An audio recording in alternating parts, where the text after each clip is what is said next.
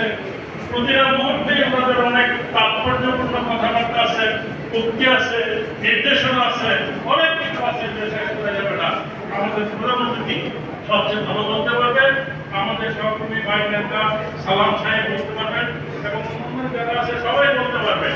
আমার একটা কথা মনে পড়ে 1971 সালের মার্চ মাসে আগরতলা কংগ্রেস ভবনে একটা সাংবাদিক সম্মেলন ছিল।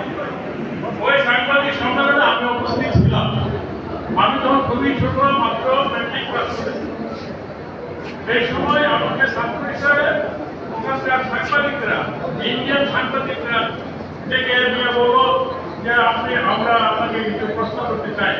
তাই বল আমার কিছু প্রশ্ন করবেন, আমাদের বড় বড় নেতারা আছেন ওদেরকে জিজ্ঞেস করে দিতে পারবেন। ওরা জানানো পারবেন বলেন।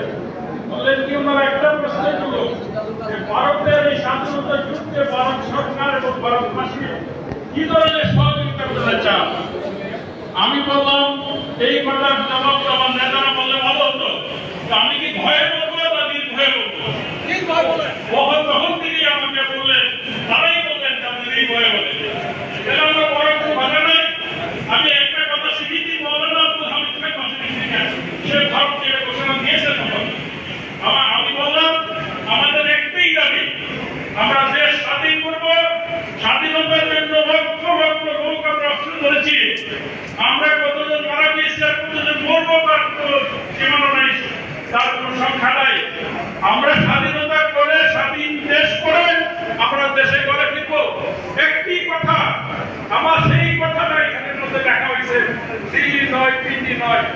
আমি সেদিন বলছিলাম আমরা দিল্লিতে রাজধানী চাই না, স্বাধীন বাংলাদেশের।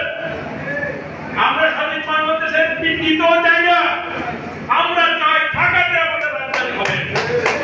সেই ঘোষণা দিতে পারেছিলাম বলে আমি নিজেকে গর্বিত মনে করি। আমি আজ সবাই নষ্ট করতে চাই না, সবাইকে আমার অভিনন্দন, ধন্যবাদ।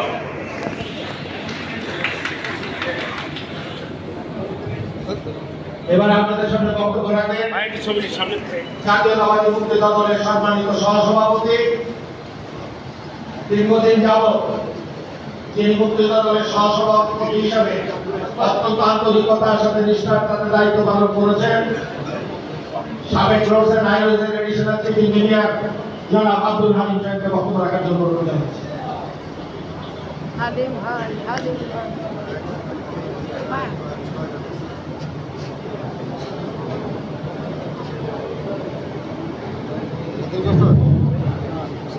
أعوذ بالله من الشيطان الرجيم بسم الله الرحمن الرحيم আমার স্বাধীনতার ঘোষক বহুদলীয় গণতন্ত্রের হয়ে রাষ্ট্রপতি রহমানের শাসক রাষ্ট্রের উপলক্ষে শ্রদ্ধা প্রধানমন্ত্রী সম্মানিত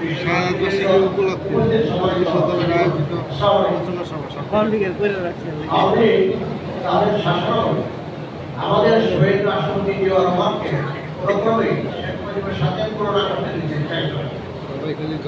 আমিও ব্যক্তিগতভাবে মনে করি আমরাও শহীদ রাষ্ট্রপতি জিয়াউর রহমানকে শেখ রাষ্ট্রপতি শেখ মুজিবের সাথে তুলনা করতে চাই। 1971 সালে 25শে মার্চ প্রায় রাষ্ট্রপতি শেখ মুজিব স্বীকৃতি জ্ঞাপন করেছেন। 1975 সালের 25শে জানুয়ারি সংসদে দাঁড়ায় অবশ্য আসলে আন্দোলনের ভাষায় সুরের পরে দাঁড়িয়ে বলতে পারে যে শাসন ব্যবস্থাকে রাষ্ট্রপতি শেখ মুজিব দেশের জন্য বিদেশ থেকে তলাবি ঘুরি কথা বলছেন। অপরদিকে আমাদের মা বাংলাদেশের রাষ্ট্রপতি জিয়াউর রহমান উনি স্বাধীনতা ঘোষণা করেছিলেন। উনি একজনের শাসন ব্যবস্থা পদ্ধতিতে করে বহুদলীয় গণতান্ত্রিক শাসন ব্যবস্থা কায়েম করেছিলেন। উনি তলাবি ঘুরি যাতে সম্পূর্ণ দেশের বহির্বিশ্বের মর্যাদা প্রতিষ্ঠা করেছেন। অতএব আমাদের দাদার সাথে রাষ্ট্রপতি শেখ মুজিবের গর্বের করা হতে পারে।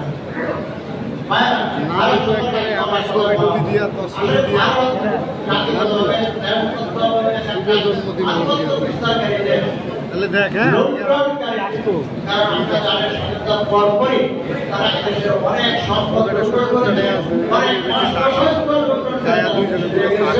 তারপরে তাৎকালীন সেক্টর তৎকালীন সরকারের কাজে ভারতের ব্যাপারে আমাদের সবসময় সতর্ক থাকা প্রয়োজন। 1971 সালে সংগ্রামের মাধ্যমে স্বাধীনতা অর্জনের তার প্রান্তে তখনও কিন্তু ভারত হঠাৎ করে কিছু সৈন্য নামাইকে এই দেশে মুক্তিযোদ্ধাদের ভারত সম্পর্কে আমাদের এখনো সতর্ক থাকতে হবে, ভবিষ্যতেও সতর্ক থাকতে হবে। আপনারা জানেন এই যে ভূমিকা ইস্যুর কথা বলা হয়ে থাকে, এই ভূমিকা ইস্যুতে মোদী সরকার তৎকালীন সময়ে তার মহিলা পররাষ্ট্রমন্ত্রীকে পাঠাইয়া শেখ হাসিনাকে বলাই দিল যে আমরা এই ইস্যুতে আপনাদের সাথে। একই সাথে মোদী কয়েকটা ব্যবধানে মোদী আবার ভূমিকাতে চাই সেখানকার সামরিক শাসক তাদের সাথে ডাক্তারকে জানাই তো তারা পার্টার সাথে আসে, শুধু তাই নয় আপনাদের শরণার্থীদের তার কয়েকদিন পরে তারা যোগ্য মরণ আয়োজন করেছে। হ্যাঁ, আমরা আসলে অনেকেই মনে করি আমরা ক্ষমতায় এসে গেছি, আমি মুক্তিযুদ্ধের সময় যারা এখানে আছেন সবাইকে সতর্ক করে দিয়েছি। আপনারা কেউ চাঁদাবাজি, টেন্ডারবাজি, অবৈধ কানু বাণিজ্য এটাতে জড়িত হবেন না, দলটাকে ধ্বংস করবেন না। 18 বছরের অনেক পরিশ্রম অনেক এর মাধ্যমে আজকে দল এই পর্যায়ে আছে। আপনারা আমরা যদি অপকর্ম করি তার দায় করবে দলের উপরে। অতএব পরবর্তী নির্বাচন না হওয়া পর্যন্ত আমাদের সবাইকে সকল প্রকার অপকর্ম থেকে আমরা 17 বছর আন্দোলন করে কিশোরদের দেশের ভালো মানুষের ভোটাধিকার উদ্ধার করার জন্য বর্তমান প্রধান উপদেষ্টা বলে যে দেশের একটি মাত্র দল নির্বাচন চায়, তাকে মনে রাখতে হবে এই আন্দোলনের মূল বিষয় ছিল ভোটাধিকার। অতএব একমাত্র নিরপেক্ষ ভোটাধিকার প্রতিষ্ঠার জন্য যতটুকু সংস্কার প্রয়োজন ততটুকু সংস্কার করে আপনি বিদায় হন, বাকি সংস্কারের দেশে জনগণের নির্বাচনে সংস্কার করুন। আপনার সবাই ভালো থাকুন, সুস্থ থাকুন, কারণ কোনো আমাদের আপনাদের কোনো অবস্থা প্রকাশন করুন, এইটা আমরা করে আমি আসসালামু আলাইকুম। সংক্ষিপ্ত বক্তব্য রাখার জন্য আহ্বান জানাবো টাঙ্গাইল জেলা উপজেলা দলের সম্মানিত সভাপতি জনাব খালেদ মোহাম্মদ। খুব সংক্ষিপ্ত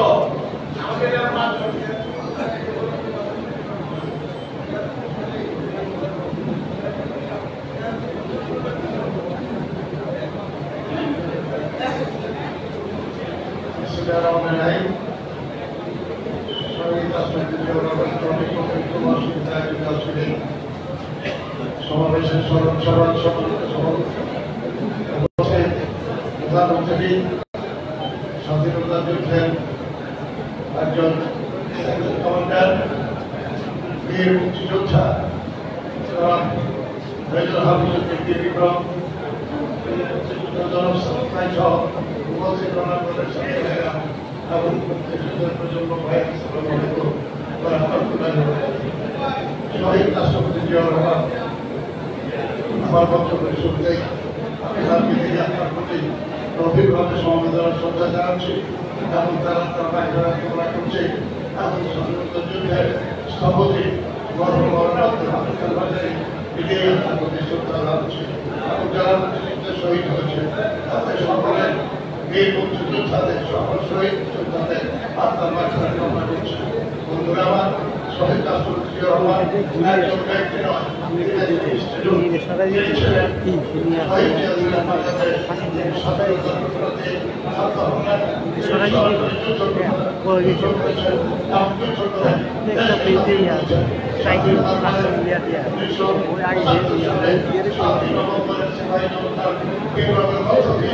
শহীদ রাষ্ট্রপতিকে এই দেশের সিপাহী জনতা রাষ্ট্র ক্ষমতায় বসিয়েছিল এবং রাষ্ট্র ক্ষমতায় বসার পরে জিয়াউর রহমান 3.5 বছর দেশটাকে পরিচালনা করেছেন। সেদিন আমরা দেখেছি যে জিয়াউর রহমানের রাষ্ট্রীয় স্বজন, জিয়াউর রহমানের কে ভাই, কে বোন, কে শালক, কে শালিকা, কে দুলাভাই, এইটার কোনো পরিচয় বাংলাদেশের খবর জানত না। প্রিয় বন্ধুরা, শহীদ রাষ্ট্রপতি জিয়াউর রহমান 3.5 বছর দেশের প্রেসিডেন্ট থাকার পরে বাংলাদেশে ঢাকা শহরে আজকে তার ছেলে তারিক জিয়া লন্ডনে বসে আছে, বাংলাদেশে আসবে, এসে কোথায় কারবার চলবে, আজকে বাসা ভাড়া করার জন্য বসতেছে। বন্ধুরা আমার, কাজী জিয়াউর রহমান কোন শেখ মুক্তি যার মধ্যে মধ্যে যিনি শুধু দেশের জন্য কাজ করেছেন, জাতির জন্য কাজ করেন। 3.5 বছরে তিনি দেশটাকে একটা উঁচু পর্যায়ে নিয়ে গেছিলেন। গোলামী যুগ থেকে এই দেশটাকে সোনার বাংলার পর্যন্ত ছিলেন জিয়াউর রহমান। সেই জিয়াউর রহমানের দল আমরা করি, কাজে সেই জিয়াউর রহমানের দলকে আজকে যদি আমরা থাকি, আমরা যদি ভারতের কাছে নথিস্বীকার করি, তাহলে জিয়াউর রহমানের রাস্তার প্রতি আমাদেরকে বিশ্বাসঘাত করতে করা হবে। আমি কথা বলবো না, সকলকে ধন্যবাদ জানিয়ে আগামী দিনে জিয়া রাজত্বকে সমুন্নত রাখার জন্য জানবার জন্য এই কথা বলে আমি আমার কথা শেষ করছি। সকলকে ধন্যবাদ। আসসালামু আলাইকুম ওয়া রাহমাতুল্লাহি ওয়া বারাকাতুহু। মুক্তিযোদ্ধার প্রজন্মরা কালো ক্যাপ পরে যারা মাঝখানে বসে আছেন, দয়া করে টাঙ্গাইল থেকে অনেক পরিশ্রম করে অনেক মুক্তিযোদ্ধা এসেছে, তাদেরকে একটু বসার জায়গা করে দিবেন প্লিজ। আমাদের এখানে উপস্থিত আছেন আজকে প্রধান অতিথি, আমাদের সকলের গর্ব, মুক্তিযুদ্ধের অহংকার, ভেতর হাফিজুদ্দিন আহমেদ বীর বিক্রমে এলাকা ঢাকাস্থ লালমোহন জাতীয়তাবাদী ফোরাম ও ছাত্র ফোরামের থেকে শতাধিক নেতাকর্মী এখানে অংশগ্রহণ করেছে। তাদের সবাইকে মুক্তিযোদ্ধাদের পক্ষ থেকে অভিনন্দন জানাই।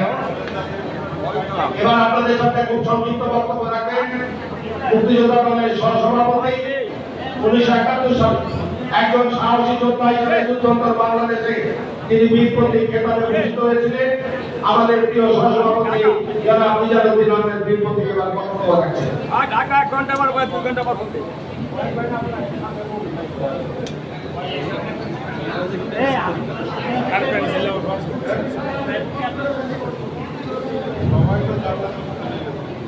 বিসমিল্লাহির রহমানির রহিম।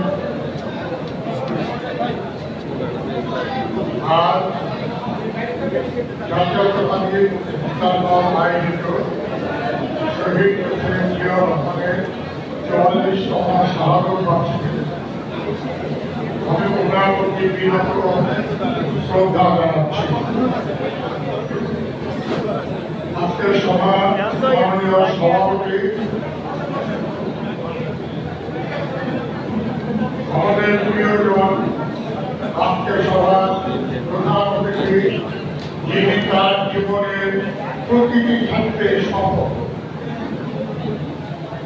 জনাব হাফিজুদ্দিন আহমেদ বীর বিক্রম, মঞ্চে উপবিষ্ট মুক্তিযোদ্ধা দলের কেন্দ্রীয় নেতৃবৃন্দ, সামনে উপবিষ্ট কেন্দ্রীয় নেতৃবৃন্দ, আমাদের প্রজন্মের ছেলেমেয়েরা এবং সংগঠনের অন্য অন্য নেতা কর্মীরা, আসসালামু আলাইকুম।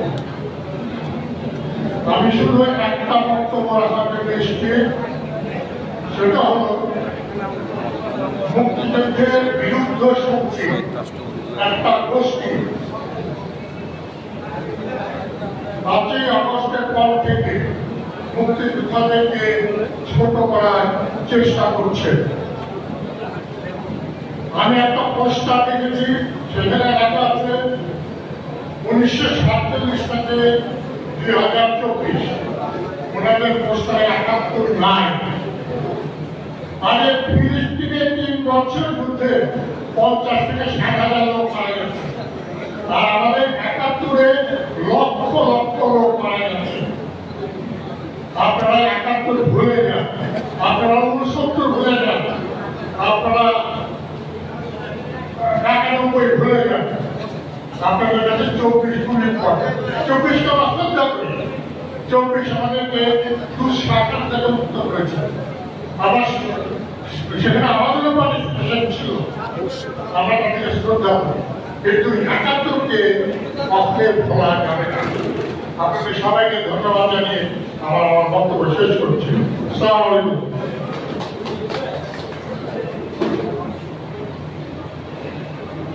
এবার আপনাদের সামনে বক্তব্য রাখবেন যুদ্ধকালে সর্বকনিষ্ঠ মুক্তিযোদ্ধাদের মধ্যে অন্যতম শহীদ রাষ্ট্রপতি জিয়াউর রহমান যখন বরিশাল গিয়েছিলেন, সেদিন একজন ছাত্র নেতা তখন গণতন্ত্র কলেজের ভিপি হিসাবে যাকে বক্তব্য রাখার সুযোগ দেওয়া হয়েছিল, অত্যন্ত বিশ্বস্ত লড়াকু সৈনিক মুক্তিযোদ্ধা দলের সহসভাপতি জনাব সারোয়ার আলমকে তার বক্তব্য রাখার জন্য অনুরোধ জানাচ্ছি।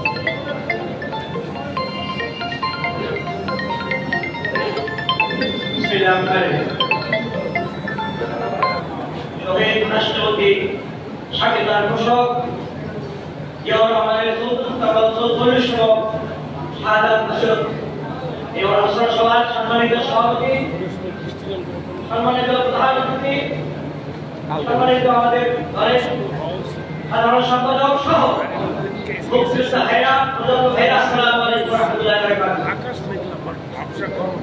আমার পরিচয় কি আগে শুনেছেন? যখন শহীদ রাষ্ট্রপতিকে রহস্য শাহাদাত বরণ করেন তখন আমি বিশ্ববিদ্যালয়ের দিদি আর বাংলাদেশের সরকার সময় দিতে হয়েছে। আজকে কথা বলার সময় নেই, একটা কথা বলতে চাই, শহীদ রাষ্ট্রপতি জিয়াউর রহমান দেশের জন্য, জাতির জন্য আশীর্বাদ হয়েছিল, আশীর্বাদ সহ দেশে আবির্ভূত করেছিলেন। তার কারণে এই দেশ স্বাধীন হয়েছে, তার কারণে আজকে ইউনুসের জন্ম হয়েছে, তার কারণে আজকে এই পরিষদের জন্ম হয়েছে। সুতরাং তার স্বাধীনতা রক্ষার জন্য আজকে তার উত্তরসূরি তারেক রহমান সাহেবের নির্দেশে আগামী ডিসেম্বরের মধ্যে বাংলাদেশের নির্বাচন করতে হয়। নির্বাচন দিতে হবে। আমাদের জাতীয়তাবাদী দল যখন নির্বাচন চাইবে, চেয়েছে, ইতিমধ্যে আমাদের পরীক্ষা বলেছে 30 মধ্যে 30 ডিসেম্বরের নির্বাচন। সুতরাং আজকে মুক্তিযোদ্ধারা আপনারা যুদ্ধ করেছেন স্বাধীনতার জন্য, আমরা রক্ষা করার জন্য, গণতন্ত্রের জন্য, রক্ষা করার জন্য আমরা 30 ডিসেম্বরের মধ্যে নির্বাচন চাই। যদি এই বিদ্যায় থাকে আমি সরকারকে সুরক্ষিত দেওয়া হোক। নির্বাচন তারিখ আগামী দিন আমাদের বিএনপি নেতৃত্বের সাথে তাদের আলোচনা সভা আছে। এই আলোচনা সভা থেকে 30 তারিখের মধ্যে নির্বাচন ঘোষণা করে দেশের একটা সুশৃঙ্খল, আমাদের এই সুশৃঙ্খল একটা সমাজ ব্যবস্থা গ্রহণ করার জন্য আমরা আন্দোলন করছি। মুক্তিযোদ্ধারা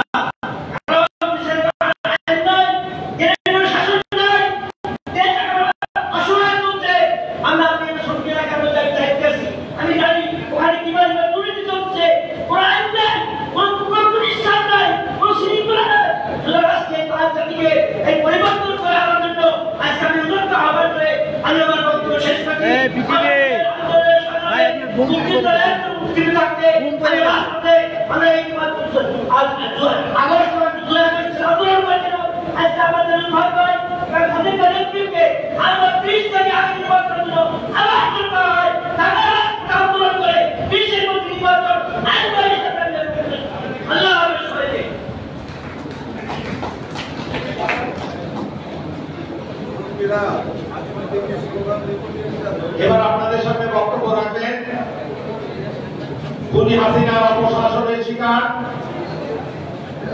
নির্যাতনের শিকার, তৎকালীন খুনি র্যাব করতে রাত্রি 2:30টা বাজে দরজা ভেঙে তাকে অপহরণ করা হয়েছিল।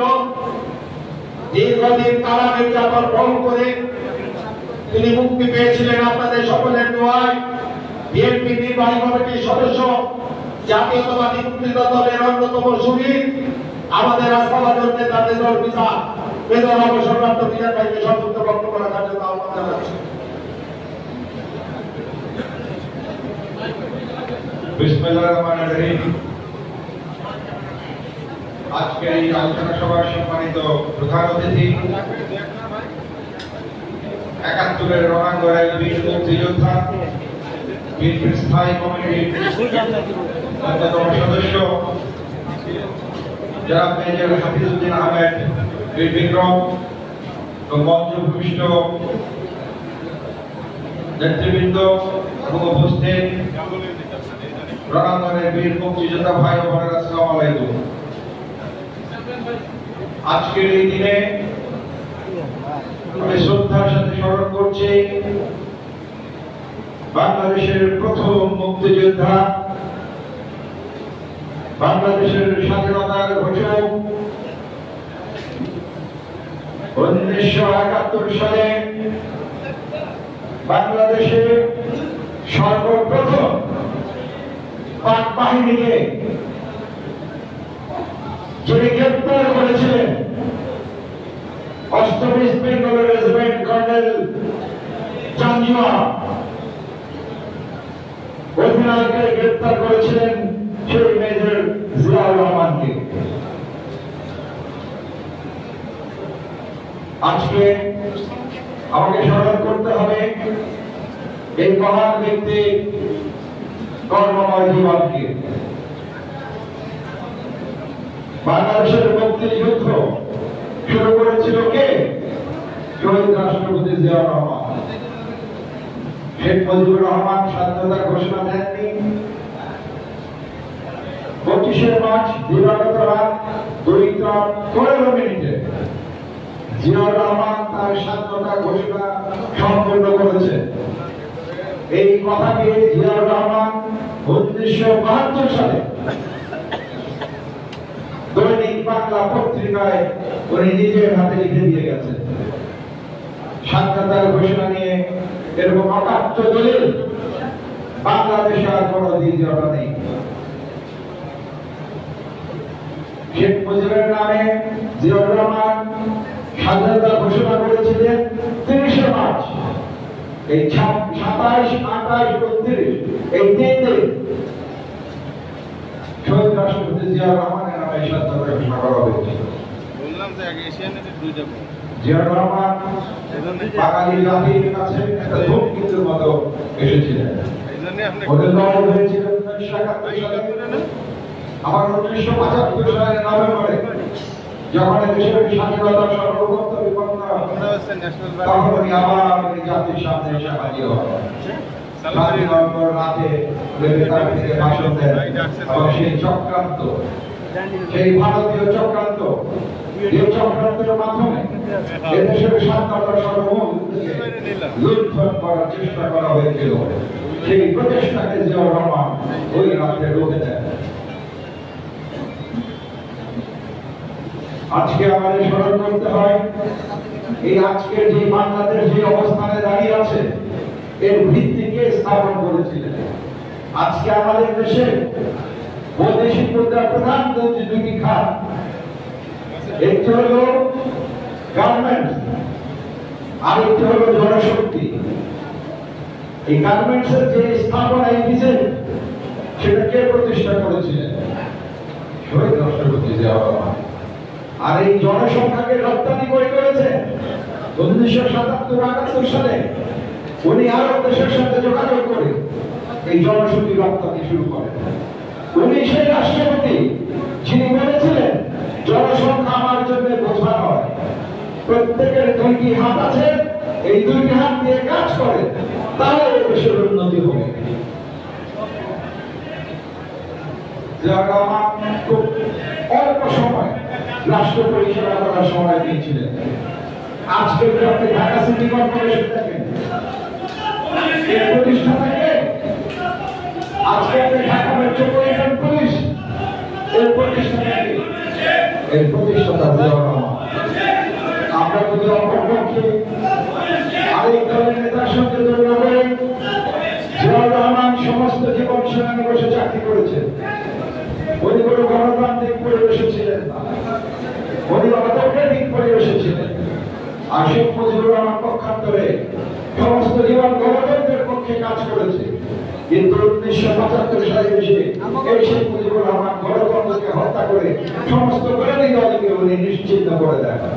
আর এই রাষ্ট্রপতি জিয়াউর রহমান উনি ক্ষমতা গ্রহণ করার পরে বাংলাদেশে সেই গণতন্ত্র পুনঃপ্রবর্তনা করেন। আমরা যে নিষিদ্ধ আওয়ামী লীগকে দেখি, এই আওয়ামী লীগকে কবর রচনা করেছিল শেখ মুজিবুর রহমান 1975 সালে।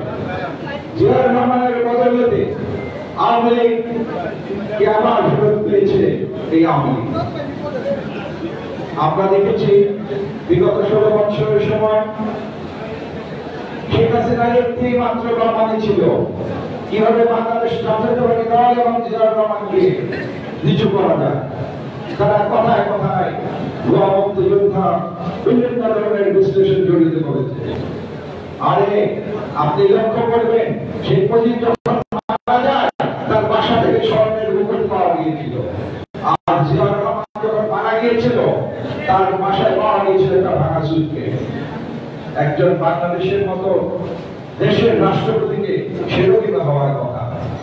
আমাদের ভাগ্যের নির্মম পরিহাস, উনি বেশি দিন এই দেশ শাসন করতে পারেননি, কিন্তু উনি আদর্শ পেয়ে গেছেন, উনি আদর্শ বানিয়ে গিয়েছিলেন। আমরা আশা করি আমরা ভবিষ্যতে ওনার আদর্শ এবং ওনার সুযোগ্য পুত্র যারা তারেক রহমানের আদর্শকে যদি আমরা অনুসরণ করতে পারি, সেই ৩১ দফা যদি অনুসরণ করি, ইনশাআল্লাহ অবশ্যই এই দেশ আগামীতে আরো অগ্রগতি অর্জন করবে। আল্লাহ হাফেজ। বাংলাদেশ জিন্দাবাদ।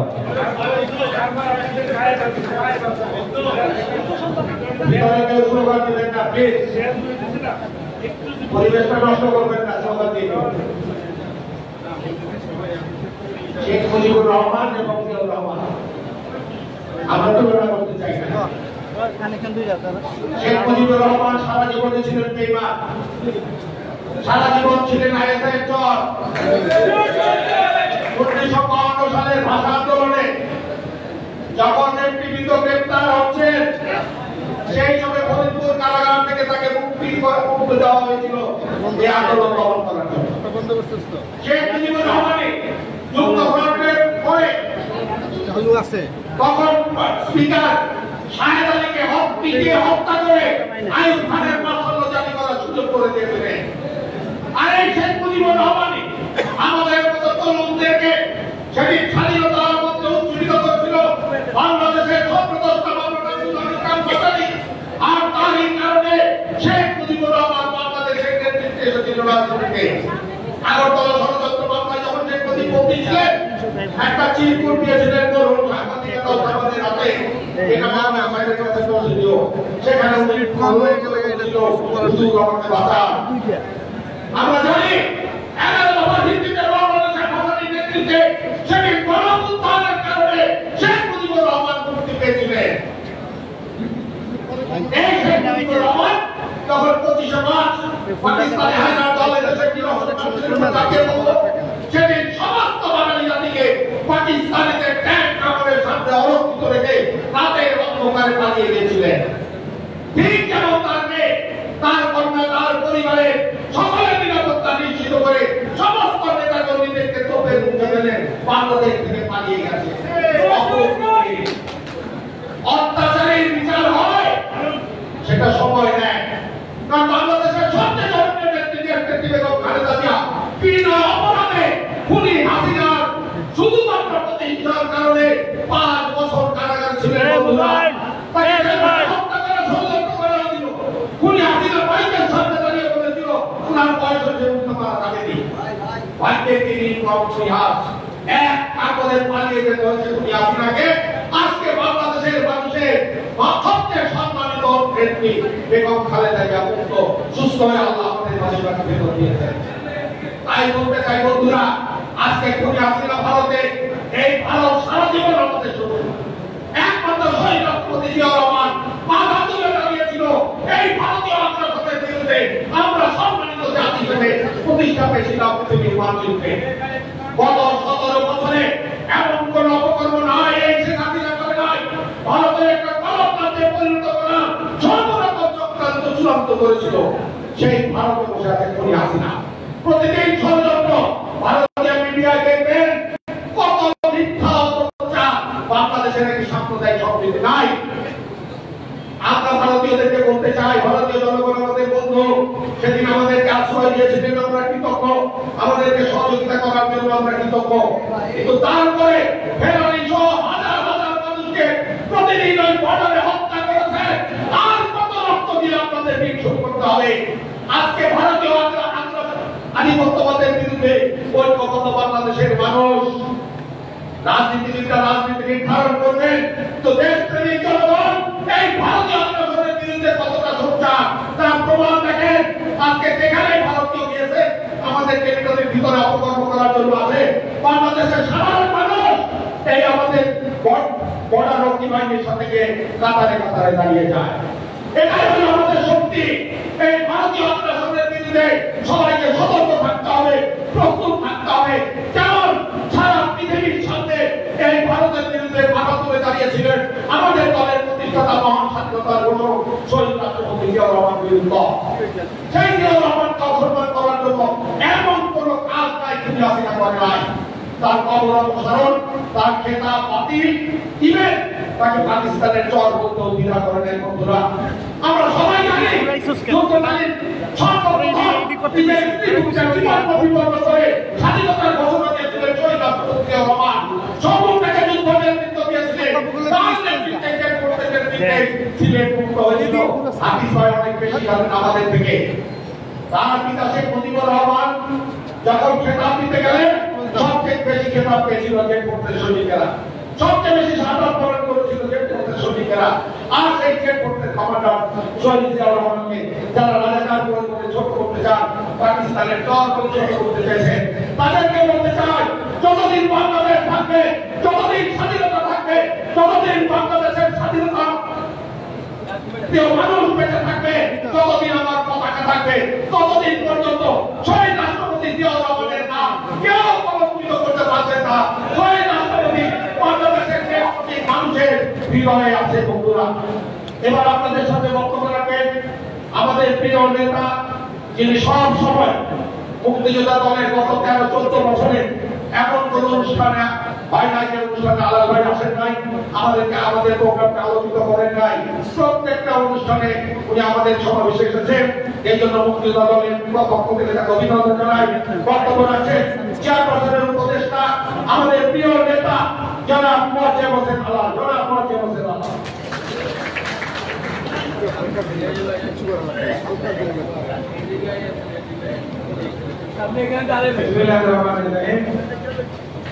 শ্রদ্ধাভাজন সভাপতি, প্রধানমন্ত্রী বীর মুক্তিযোদ্ধা, শহীদ পরিবারের সদস্য যারা ইফতিখার কাজী জুলফত, আজকের অনুষ্ঠানের পরমশ্রদ্ধ প্রধান অতিথি বাংলাদেশের বরেণ্য মুক্তিযোদ্ধা, শহীদের অত্যন্ত বিশ্বস্ত সৈনিক, স্বাধীন বাংলা ফুটবল দলের অন্যতম সদস্য এবং একই সঙ্গে ক্রীড়ানুরাগী এবং গণতন্ত্রকার বক্তব্যের জন্য বারবার নির্বাচিত সংসদ সদস্য যারা হাফিজুদ্দিন আহমেদ উপস্থিত রয়েছেন, বিএনপি চেয়ারপারসনের সম্মানিত উপদেষ্টা, বীর মুক্তিযোদ্ধা জনাব আব্দুল সালাম, আজকের অনুষ্ঠানের সঞ্চালক আরেকজন মুক্তিযোদ্ধা, প্রচন্ড তেজস্বী বক্তা জনাব সাদেক খান, উপস্থিত সম্মানিত অন্যান্য মুক্তিযোদ্ধা নেতৃবৃন্দ, প্রিয় বোন এবং ভাইয়েরা, আসসালামু আলাইকুম। বাইরে বৃষ্টি হচ্ছে, এই বৃষ্টিটা কখনো ঝমঝম করে নামছে, কখনো আবার একটু কমছে, কখনো আবার থেমে যাচ্ছে। বাংলাদেশের মুক্তিযুদ্ধটা আমার কাছে এমনটাই মনে হয়েছে, যতটা দেখেছি, যতটা শুনেছি। বরিশালে একজন মুক্তিযোদ্ধা আছেন যার কাছে শহীদ জিয়াউর রহমান বীরুত্তমের মূল যে স্বাধীনতা যুদ্ধের ঘোষণা, সেই ঘোষণার মূল রেকর্ডটি তার কাছে ছিল। এবং আজকে এখনো যদি এই সভা থেকে বের হয়ে কেউ আগারগাঁয়ে বাংলাদেশ রেডিও স্টেশনে যান, সেখানে গেলে দেখতে পাবেন জিয়াউর রহমান সাহেব যে স্ট্যান্ডে, যে চেয়ারে বসে এবং যে মাইকটার সামনে ঘোষণাটি দিয়েছিলেন, সেটা সযত্নে ওইখানে একটা বড় কাঁচের ঘরের মধ্যে রক্ষিত আছে। দুঃখজনক ব্যাপার হলো, হাবিব ভাই সেনাবাহিনীতেও ছিলেন। আর্মি মিউজিয়াম, যেটা বিজয় সরণি থেকে জিয়াউর রহমানের মাজার পর্যন্ত যেতে যে রাস্তাটা, সেইখানে একটা আর্মি মিউজিয়াম আছে। ওখান থেকে গত 15 বছর চলা অবস্থা থাকা, হাজিরা থাকা অবস্থায় জিয়াউর রহমানের ছবিটাকে ওখান থেকে সরিয়ে নেওয়া হচ্ছে। অন্য সকল সেক্টর কমান্ডারদের ছবি আছে, ফোর্সেস কমান্ডারদের ছবি আছে, শুধু জিয়াউর রহমানের ছবিটা তুলে। অথচ জিয়াউর রহমান ছিলেন প্রথম সেক্টর কমান্ডার এবং জিয়াউর রহমান ছিলেন প্রথম ফোর্সেস কমান্ডার। অন্যান্য সেক্টরের দায়িত্বে যারা ছিলেন তারা পরবর্তীতে এসেছেন। অন্যান্য ফোর্সের দায়িত্বে এস এবং কে, এই দুটি ফোর্সের খালেদ মোশাররফ এবং শফিউল্লাহ সাহেব, ওনারা পরবর্তীতে দায়িত্ব নিয়েছেন। সব ক্ষেত্রেই জিয়াউর রহমান ছিলেন এগিয়ে। এইটাই হয়েছে ওনার জন্য সবচেয়ে বড় একটা কৃতিত্বের ব্যাপার, শ্রদ্ধার ব্যাপার, আর একদিকে অন্যদের জন্য প্রতিহিংসার ব্যাপার। সে প্রতিহিংসার শিকার আজ পর্যন্ত আমরা হচ্ছি, এখন পর্যন্ত হচ্ছি। ভবিষ্যতেও যারা এই প্রজন্মের রাজনীতি করবেন, যারা বাংলাদেশী জাতীয়তাবাদের আদর্শে বিশ্বাস করবেন, তাদেরকে এই প্রতিহিংসার শিকার হতে হবে। এই মানসিক প্রস্তুতিটা দরকার আগে সবার আগে। ঠিক এই মুহূর্তে দাঁড়িয়ে আমি এই কথাটা বললাম, এই মানসিক প্রস্তুতিটা আমাদের দরকার। স্লোগানের মাধ্যমে জিয়া রহমানকে ধারণ করলে সেটা শুধুমাত্র একটা স্লোগান নির্গম সম্মান প্রদর্শন করা হবে। তার আদর্শকে, তার দূরদৃষ্টি সম্পন্ন দেশপ্রেমকে, তার রাষ্ট্র নায়কোচিত চিন্তাকে এবং সবচেয়ে বড় হচ্ছে তার জীবনের সততাকে, এই কোনো একটা যদি চরিত্রে ধারণ করে আমাদের নিজেদেরকে জীবন পরিচালিত করতে পারি, তাহলেই কেবলমাত্র জিয়া রহমানের প্রতি শ্রদ্ধা এবং সম্মান জানানোটা আংশিক হলেও পূরণ হবে বলে আমি মনে করি। একটি গবেষণায় বিজ্ঞানীরা দেখিয়েছেন, সারা পৃথিবীতে আমরা যত মানুষ আছি, হযরত আদম আলাইহিস সালামের বংশধর আমরা যারা আছি, আমাদের প্রত্যেকেরই একই চেহারার কমপক্ষে 6 জন করে মানুষের পৃথিবীতে আছে এবং প্রত্যেকের সঙ্গে প্রত্যেকটি মানুষের সঙ্গে ওই 6 জনের কোনো একজনের দেখা হবে তার জীবনে দেখতে একই রকম। এই যে জিনিসগুলো পৃথিবীতে আবিষ্কৃত হয়েছে, এমন অনেক কিছু অনাবিষ্কৃত এই দেশে এখন পর্যন্ত রয়ে গেছে। আমি তেলিয়াপাড়া চা বাগানের কথা প্রায় বলি। আমাদের আজকের প্রজন্ম তেলিয়াপাড়া চা বাগান চেনে না, ওখানে যায় না। ওখানে গেলে জানতে পারতো মুক্তিযুদ্ধের প্রকৃত ইতিহাস কি। আমাদের মুক্তিযুদ্ধের প্রকৃত ইতিহাস জানতে হলে এবং মুক্তিযুদ্ধ পরবর্তী কিছু কলঙ্কিত ইতিহাস জানতে হলে হুমায়ুন আহমেদের দেয়াল বৈঠক করতে হবে, যেটা সম্পাদনা হওয়ার আগে পর্যন্ত ছিল সেইটা। এটাকে জানতে হলে ওইখানে গিয়ে বিভিন্ন স্থানে গিয়ে এটাকে দেখতে হবে। এবং এর মধ্যে আরো একটা জিনিস গর্ব করার মতো আমার ব্যক্তিগতভাবে আছে, সেটা হচ্ছে যে 7 জন বীর শ্রেষ্ঠ, তার মধ্যে 2 জনই হচ্ছেন বরিশাল বিভাগের, 2 জন বরিশাল বিভাগের, বাকি 5 জন অন্যান্য জায়গায়। এই সবকিছু মিলিয়ে যদি আমরা দেখি, তাহলে বাংলাদেশী জাতীয়তাবাদের যে অসমাপ্ত কর্মকাণ্ড জিয়া রহমান সাহেব রেখে গিয়েছিলেন, সেই অসমাপ্ত কর্মকাণ্ডগুলোকে সমাপ্ত করতে গিয়ে ওই প্রতিহিংসার শিকার হয়েছেন দেশনেত্রী বেগম খালেদা জিয়া এবং আজ পর্যন্ত হচ্ছেন জনাব তারেক রহমান। আপনারা দেখেছেন যে একজন শিশু সন্ত্রাসীর মাধ্যমে তারেক রহমানের জীবনহানির লক্ষ্যে তাকে হত্যা করার উদ্দেশ্যে যে মিশনটি চালু হয়েছিল, সেটি সৌভাগ্যক্রমে উদ্ঘাটিত হয়েছে এবং সে আসামিরা এখন আইন শৃঙ্খলা বাহিনীর হেফাজতে রয়েছে। এই জুলাই অভ্যুত্থানে 168 জন পথ শিশু নিহত হয়েছে। শুধু পথ শিশু নিহত হয়েছে 168 জন।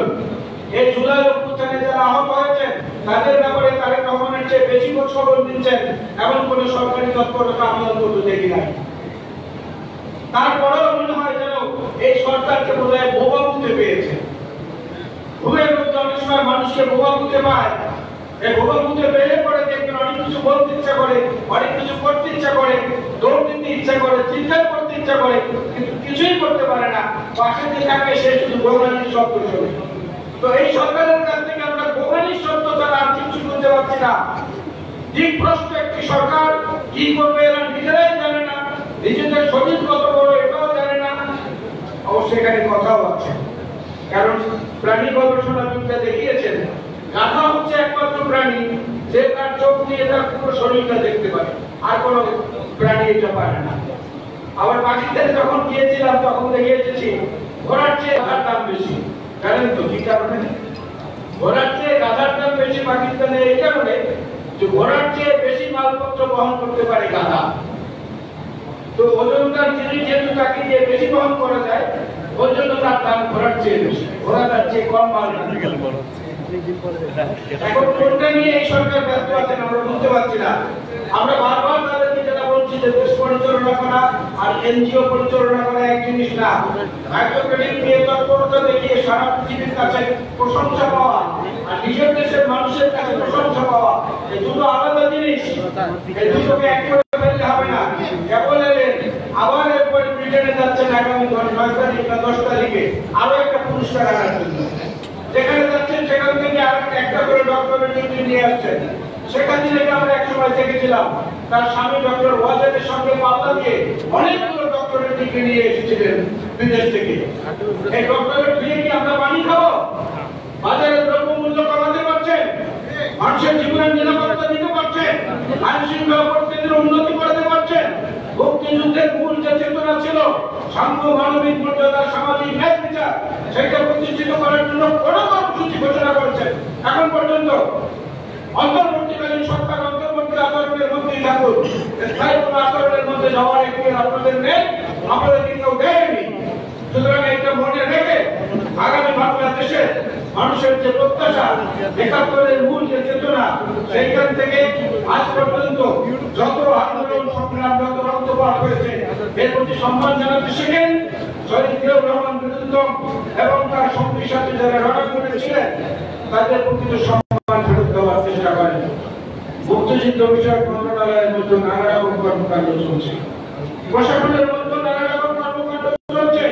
এখন পর্যন্ত প্রশাসন দিশাহীন।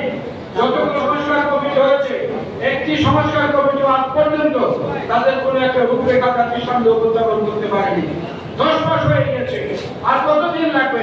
বাংলাদেশ স্বাধীন হতে লেগেছিল 9 মাস, আর এই স্বাধীন দেশের একটা নতুন রূপরেখা, একটা নতুন রাজনৈতিক বন্দোবস্ত এইটা করতে 10 মাসে আপনারা ব্যর্থ হয়েছেন।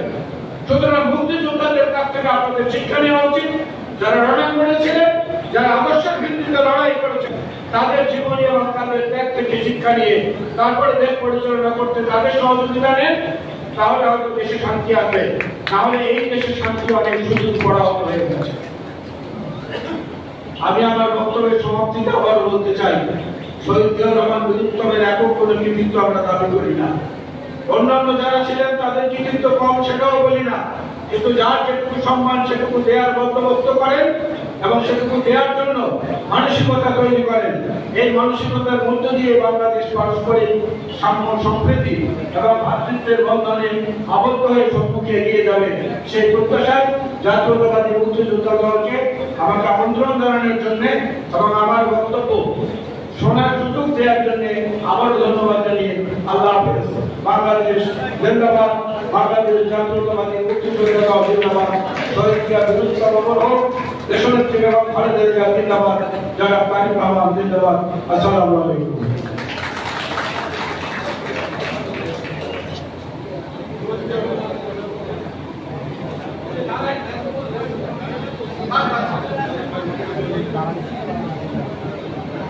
যার শাহাদাত বার্ষিকী পালন করছি, বাংলাদেশের সবচেয়ে জনপ্রিয় নেতা, মহান স্বাধীনতা ঘোষক শহীদ রাষ্ট্রপতি জিয়াউর রহমান ছিলেন একজন ক্ষমতাবান মহাপুরুষ।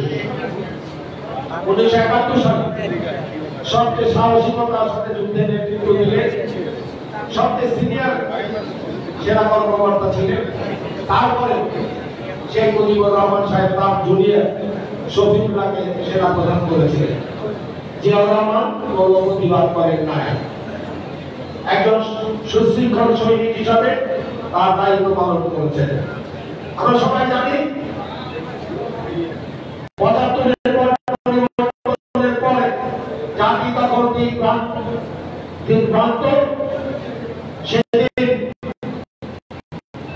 একজন কুচক্রী সেনা সদস্য জিয়াউর রহমান সাহেবকে বলেছেন, কিন্তু সিপাহী জনতার বিদ্রোহের মতো যে জিয়াউর রহমান সাহেব মুক্ত হয়ে বাংলাদেশের রাষ্ট্র ক্ষমতায় আসীন হয়েছিলেন। মানুষ ভোটের বলতে তাকে রাষ্ট্র ক্ষমতায় বসিয়েছিল। জাতির ক্রান্তি লগ্নেই মানুষ নয়, বারবার বাংলাদেশের মানুষের অসাধারণ প্রতি হিসেবে দাঁড়িয়েছে, আমাদেরকে সামনে খোলা পথ দেখিয়েছে। সেই জিয়াউর রহমানকে যারা ছোট করতে চায় তারা ইতিহাসের রাস্তা করে হারিয়ে গেছে। বন্ধুরা, আর 100 বছরও তারা মনে করতে পারবে। এবারে আপনাদের সাথে বক্তব্য রাখবেন 1971 সালে নারায়ণগঞ্জের আরেকজন সাহসী যোদ্ধা, অবিভক্ত ঢাকা ডিপ্টি মেয়র হিসেবে সফল, অবিভক্ত ঢাকা জাতীয়তাবাদী দলের মহানগর কমিটির সাধারণ সম্পাদক হিসেবে তিনি নেতৃত্ব দিয়েছিলেন এবং সর্বশেষ এই খুনি হাসিনার পতনের আগে 1 বছর ঢাকার দক্ষিণের আহ্বায়কের দায়িত্ব পালন করে এই আন্দোলনকে তিনি বেগবান করেছিলেন। আমাদের প্রিয় নেতা চেয়ারপারসনের উপদেষ্টা জনাব আব্দুল সালাম এবার আপনাদের সাথে বক্তব্য রাখছেন।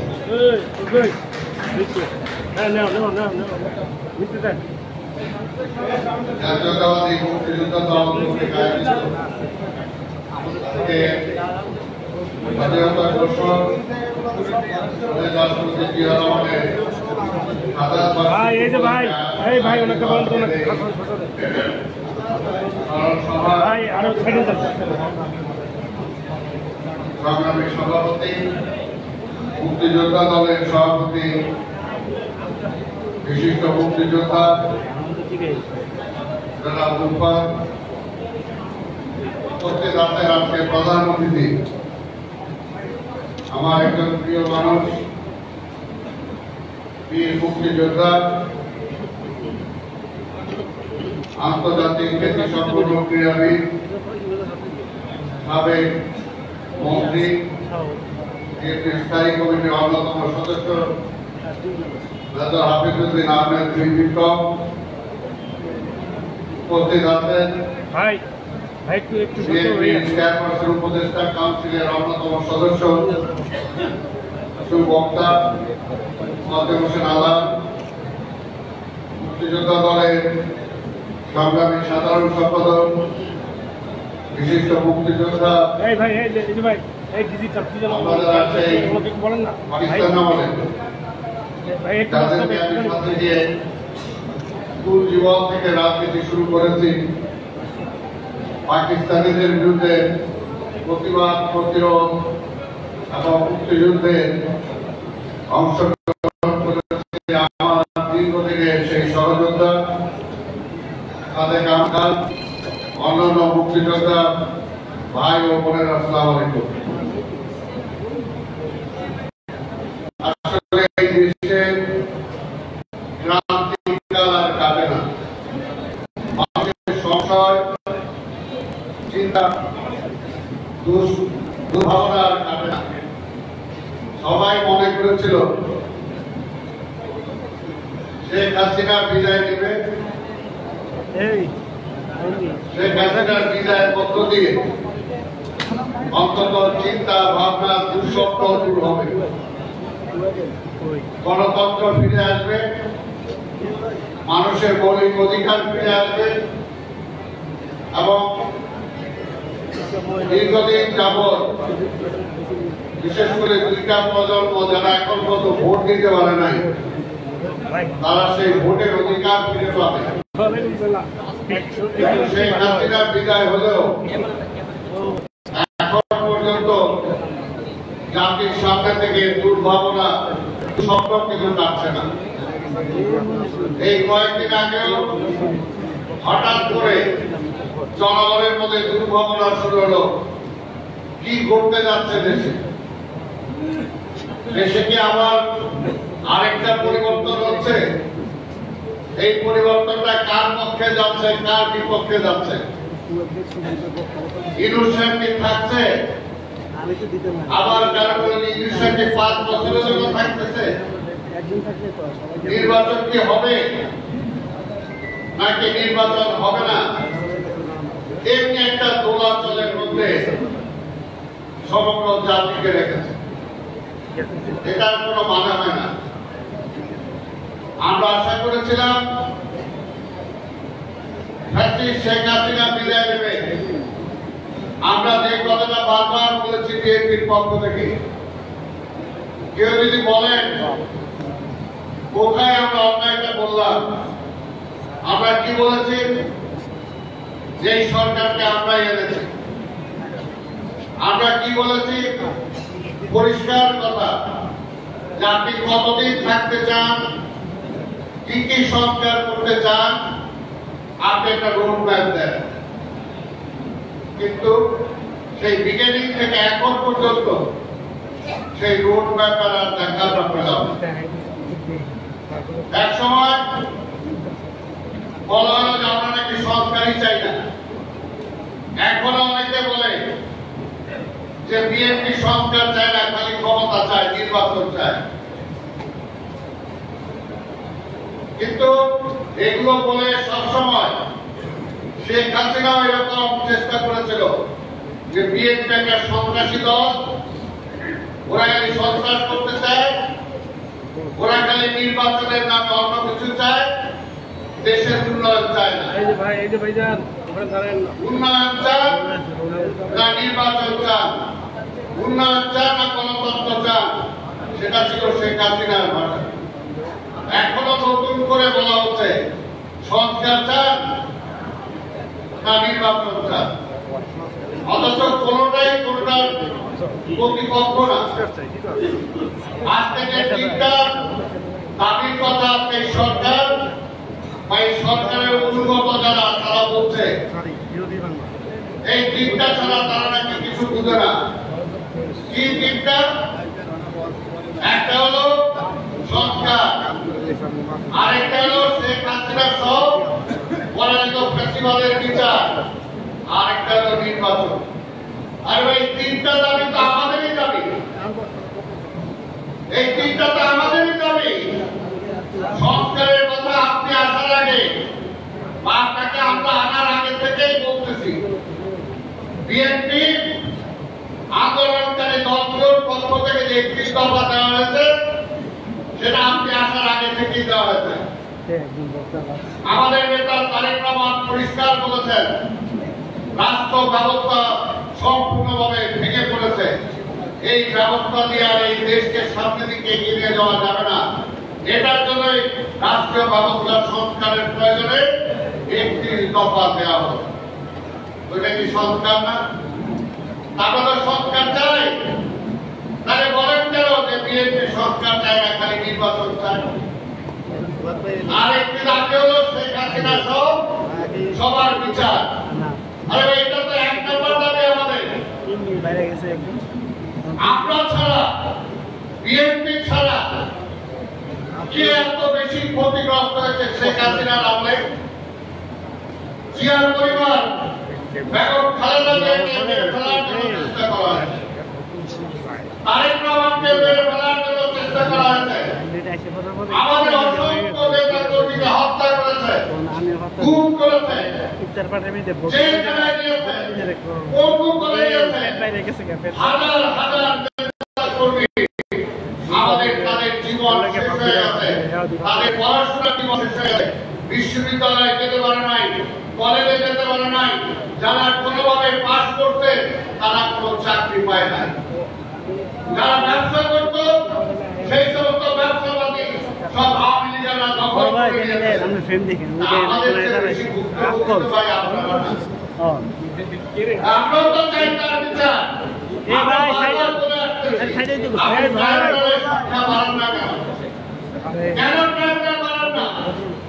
আজকে আপনার মাত্র একটা চার্জমেন্ট করতেছেন শেখ হাসিনার বিরুদ্ধে 10 মাস হয়ে গেল, যেটা আমার সাথে বলছে ভাই 10 মাসে তো আমরা যুদ্ধ করে দেশ স্বাধীন করে ফেলছি, আর আপনি এটা সংস্কার করতে পারবেন না।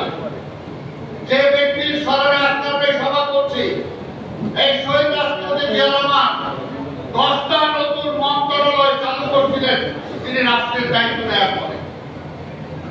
10 মাস লাগে নাই তার এই দেশের মুখ্য মানুষকে যারা দুর্ভিক্ষে মারা গেছে তাদের মুখে আহার তুলে দিতে তার 10 মাস পরনে বস্ত্র ছিল না, সেই নর্মেগুলো যখন চাল জমে লজ্জা নিবারণ করেছে তার গায়ে কাপড় এনে দিতে 10 মাস লাগে না। আপনি কি বললেন 10 মাস? আমরা এগুলো বললে আমার প্রশ্ন করে কাজে থাকতো না। আরে ভাই এটা তো আগে কিছু না, সব সময় দায়িত্ব দিচ্ছেন, সমালোচনা সহ্য করতে হবে, সহ্য করতে হবে। 9 কোটি লোকের লোক আর এর জন্য তো আমরা বলছি আজকে সংস্কার আমরা চাই, বিচার আমরা চাই, আর নির্বাচন আমরা চাই, তিনটা একই সাথে চলতে পারে। আরেকটা কথা হলো নির্বাচন আমরা শুধুমাত্র আমাদের কারণে চাই না। আজকে যে ব্যক্তিটার স্মরণে আমরা স্মরণ সভা করছি, আজকে মুক্তিযোদ্ধা ভাই আমরা জানি এই জাতি জানে জিয়া রহমান সাহেব কখন কিভাবে রাষ্ট্রের দায়িত্বে এসেছিলেন। আমরা ভুলে যাই নাই সেই সময়ের কথা। এবং এখন যখন এই যে ঘটনা চলতেছে তখন কিন্তু আবার সেই সময়ের বড় ভাই সেই মুজিব মারা যাওয়ার পরে যখন দেশের সব কিছু অচল হয়ে গেছিল, কোনো কিছুই চলছিল না, আওয়ামী লীগের তখন ক্ষমতায় ছিল খন্দকার মোস্তাকের নেতৃত্বে, তখন দেশে খুব কাউন্টার চলছিল। কোন শিক্ষকের ডিসিপ্লিন ছিল না, ব্যবসায়ীদের মধ্যে ব্যবসা ছিল না, পুলিশের মধ্যে ডিসিপ্লিন ছিল না, কোথাও কোনো কিছু ছিল না। সেই সময় হঠাৎ করে আবার গুঞ্জন আসলো কি খালেদ মোশাররফের নেতৃত্বে। খালেদ মোশাররফ নিজে নিজেই স্বঘোষিত সেনাবাহিনীর প্রধান হয়ে গেছেন।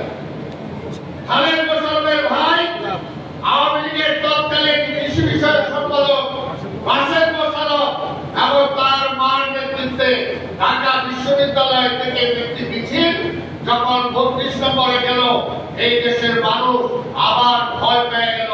এই বুঝে আবার বাদশাহ আসতেছে, এই বুঝে আবার আধিপত্যবাদী শক্তি আমাদের স্বাধীনতা ফিরিয়ে দেওয়ার জন্য।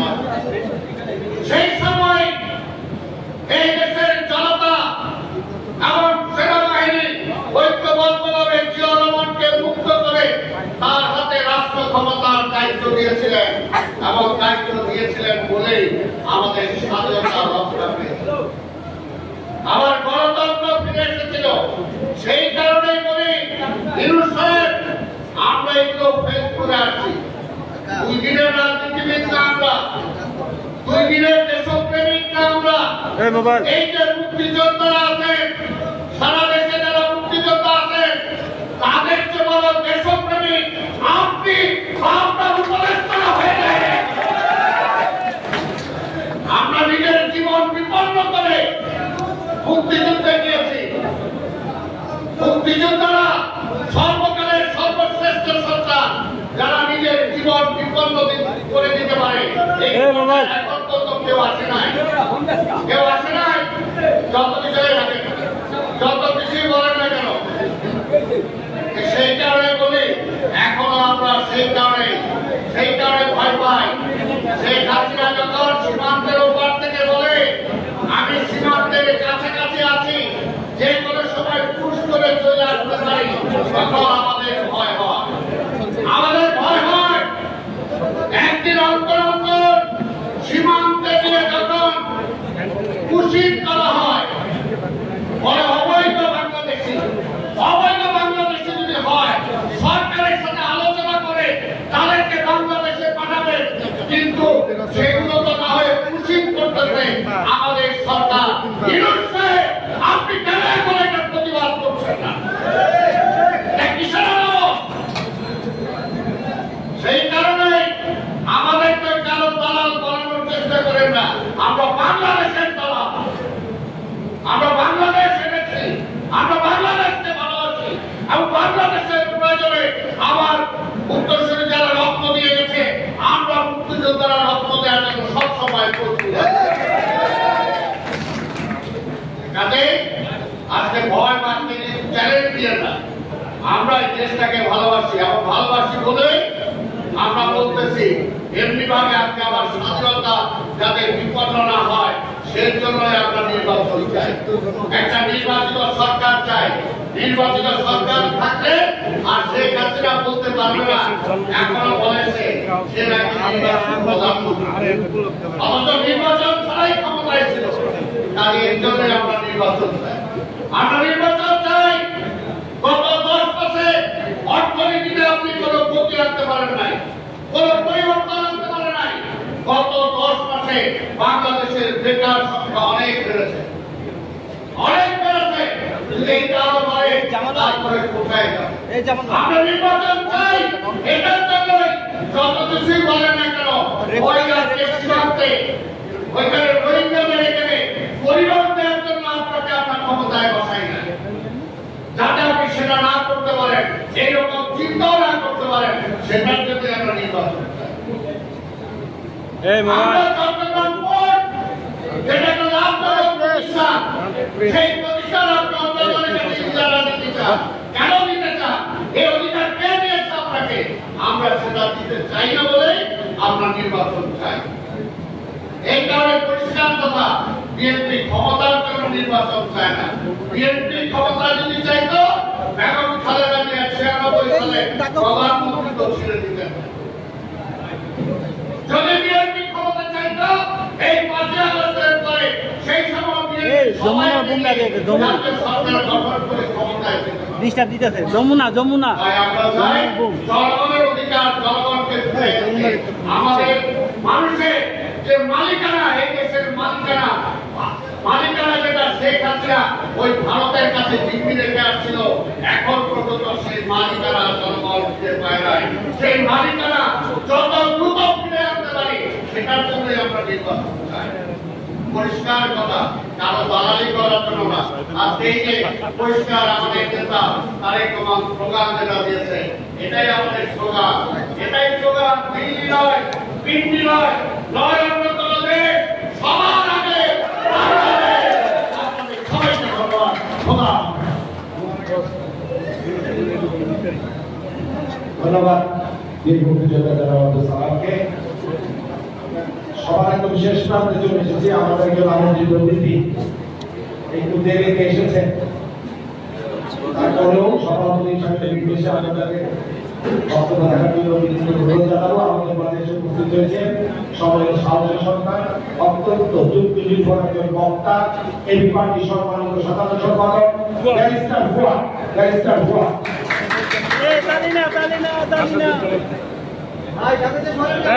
আপু আপু বসেন এ ভাই আমাদের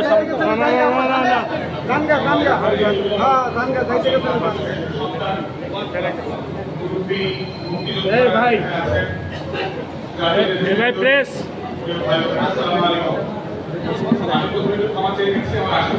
বৈশা লাইভ তো ই তো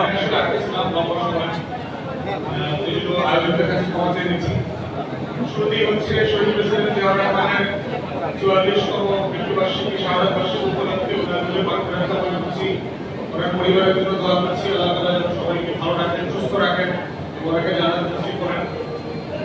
আজকে বাংলাদেশে যার রাজনীতি, যার রাজনীতি দর্শন, যার রাষ্ট্র বিনির্মাণ এবং দেশ বিনির্মাণ প্রকল্পটা সবচেয়ে বেশি বোঝা দরকার, সেই ব্যক্তির নাম হচ্ছে জিয়াউর রহমান, যিনি বাংলাদেশে বাই ফার আমি কিন্তু কখনো বিএনপি রাজনীতি করিনি, কিন্তু আমার সামান্য পড়াশোনাতে আমি দেখেছি যে এই রাষ্ট্রটাকে রাষ্ট্র বানাতে চেয়েছেন, এই রাষ্ট্রটাকে সবার করতে চেয়েছেন। সে পাহাড়ি হোক, তার পাহাড়ের রাষ্ট্র হবে, সে বাঙালির রাষ্ট্র হবে, এটা হিন্দুর রাষ্ট্র হবে, মুসলমানের রাষ্ট্র হবে, হরিজনের রাষ্ট্র হবে, উর্দুভাষীদের রাষ্ট্র হবে, যে যেখানে যে ভাষায় কথা বলেন তার রাষ্ট্র হবে। এই যে সার্বিক জাতীয়তাবাদ, কম্প্রিহেন্সিভ ন্যাশনালিজম বলতে যেটা বোঝায়, সবাইকে অ্যাকাউন্টেড করে একটা বাংলাদেশ গড়বার যে লড়াই, যেটাকে আমরা স্টেট বিল্ডিং বলি, নেশন বিল্ডিং বলি, জাতি গঠনের যে রাজনীতি, এই রাজনীতিটা বাংলাদেশে একমাত্র বুঝেছেন, করেছেন এবং ব্যক্তি জীবনে এটার একদম এনকারেজমেন্ট ছিল যে এই তার আপাতমস্তক এই রাজনীতিকে ধারণ করতেন। সেরকম একজন মানুষ ছিলেন শহীদ প্রেসিডেন্ট জিয়াউর রহমান। এবং দুঃখজনক সত্য যে আজকে আমরা যারা পুরো জাতীয়তাবাদী ইসলামী উগ্রপন্থী বিশ্বাসে এই যে বড় হয় রাজনীতি করি বিভিন্ন দলে, এই ব্যক্তির রাজনীতিটা নিয়ে তেমন কোনো চর্চা নাই, বোঝার চেষ্টা নাই, আমাদের পাঠ্যপুস্তকেও নাই, রাজনৈতিক দলগুলোর মধ্যেও নাই, একাডেমিয়াতে নাই, তত্ত্ব বিশ্ববিদ্যালয় সভা সেমিনার সেমিনারে নাই। বাংলাদেশে যেটা হয়েছে, আমাদের ওই কোরআন শরীফের এক্সাম্পল দেই, আমাদের ঘরে সবার কোরআন শরীফ আছে না, এইটাকে আমরা গিলাফের চাদরে করে ঠাইকা ঢুইকা অনেক আলমারির উপরে রাখা দিই। এত ময়লা জমে, রমজান মাস আসলে পরে এইটারে ধোয়া মোছা করা লাগে এই কোরআন শরীফটা বাইর করতে। দেখছেন না আল্লাহ তাআলা কি কোরআন শরীফটা ওই গিলাফের চাদরে ঠাইকা ময়লার ভিতরে রাখতে বলছে, না ওইটা কইরা পুঁছা আলো করতে বলছে?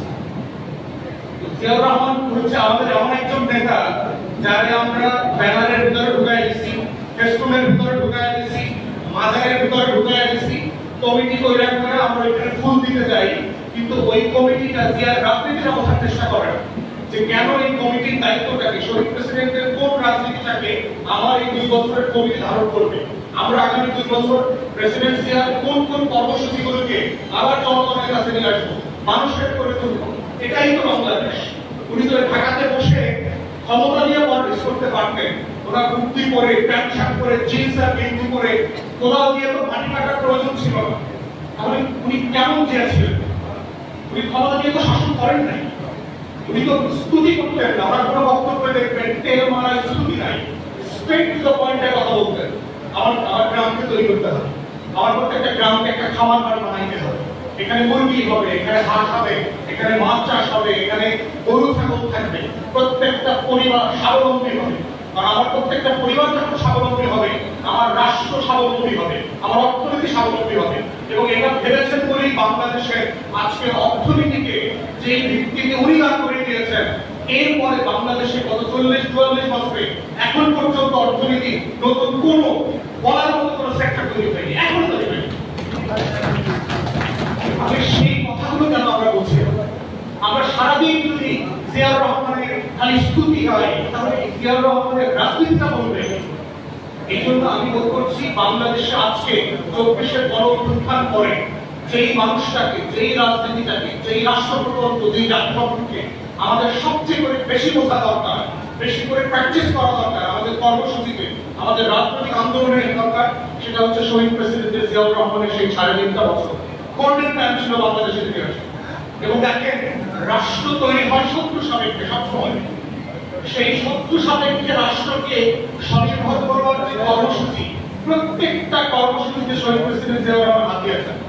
এবং যদি একই সময়ে আমাদের এই সাবকন্টিনেন্ট থেকে শুরু করে এশিয়া মহাদেশের রাষ্ট্রনায়কদেরকে দেখেন, সিঙ্গাপুরের লি কুয়ান ইউ, মালয়েশিয়ার মাহাথির মোহাম্মদ থেকে শুরু করে দক্ষিণ কোরিয়া, তাইওয়ান, হংকং, প্রত্যেক লিডারশিপের জীবনী করে দেখে মনে হয়েছে জিয়াউর রহমান ওয়াজ much ahead of the time. তিনি সবার থেকে আগিয়ে ছিলেন।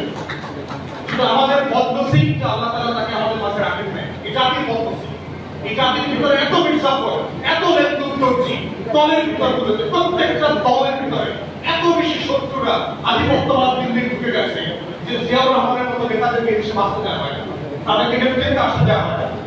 অত আজকে এই মুক্তিযোদ্ধারা যারা, এই বাণিজ্য সূর্য সন্তান যারা বেঁচে আছেন, আপনাদের তালা এবং দরদের যে রাজনীতি আপনাদের মাধ্যমে আমরা দেখতে চাই, যে কারণে আপনারা বুকের তাজা রক্ত দিয়ে আপনার কমরেডদেরকে ৭১-এর রণাঙ্গনে জীবন দিতে দেখেছেন। আজকে ২৪-এর রণাঙ্গনে যারা জীবন দিয়েছে, তারা কিন্তু ওই রাজনীতিটাই করতে চায়। আমরা যখন বাংলাদেশ বইয়ের কথা বলছি, আমরা কিন্তু জিয়াউর রহমানের সেই রাষ্ট্র বিনির্মাণের প্রকল্পের কথা বলছি, জিয়াউর রহমানের মতো স্বনির্ভর অর্থনীতির কথা বলছি।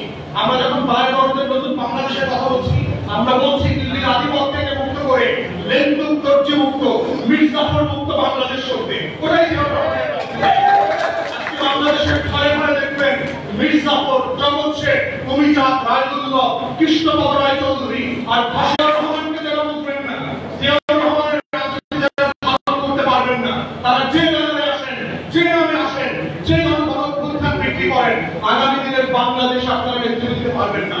ওটা লেনদুক দর্জির কাছে চলে যাবে, ওটা মির্জাফরের কাছে চলে যাবে। আজকে শাহাদাত বার্ষিকীতে আজকে আমরা এটাই ধারণ করতে চাই, বলতে চাই যে শহীদ প্রেসিডেন্টকে আবার জীবন্ত আকারে তার আইডিয়াস, তার রাষ্ট্র প্রকল্পের জায়গায় তাকে ফিরিয়ে নিয়ে আসতে হবে। স্তুতি, পূজা এবং তার নাম স্লোগান দেওয়ার বদলে তার রাজনীতিটা যেন আমরা বাস্তবায়িত করতে পারি, সেটাই হচ্ছে আজকে শাহাদাত বার্ষিকীর মূল প্রতিবাদ। সবাইকে অসংখ্য ধন্যবাদ। আসসালামু আলাইকুম।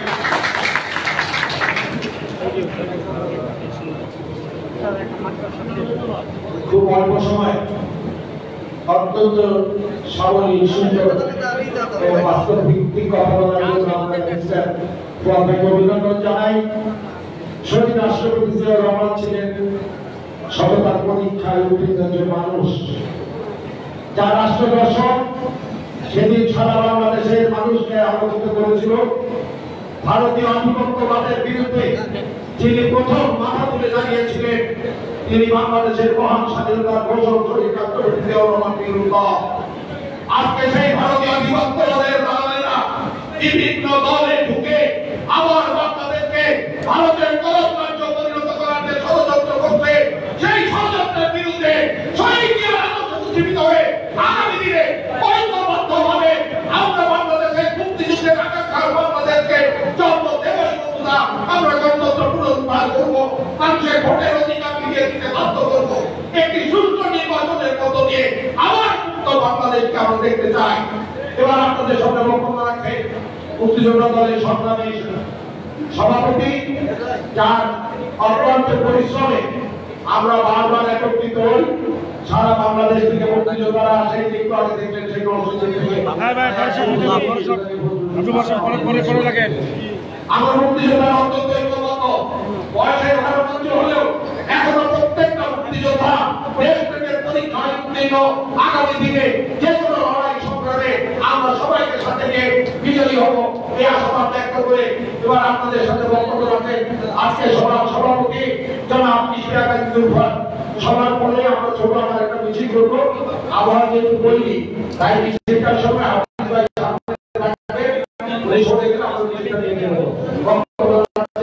আজকে সভাপতি জনাব ইশতিয়াক আলী জুলফার।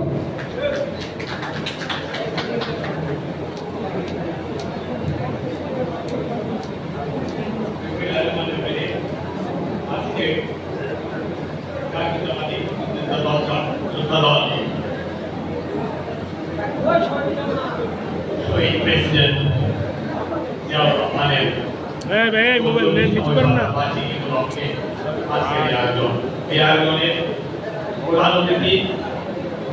একাত্তরের বীর মুক্তিযোদ্ধা সেনানায়ক কিংবদন্তি মুক্তিযোদ্ধা আমাদের নেতা মেজর আসুদ্দিন আহমেদ বীর বিক্রম মঞ্চে আছে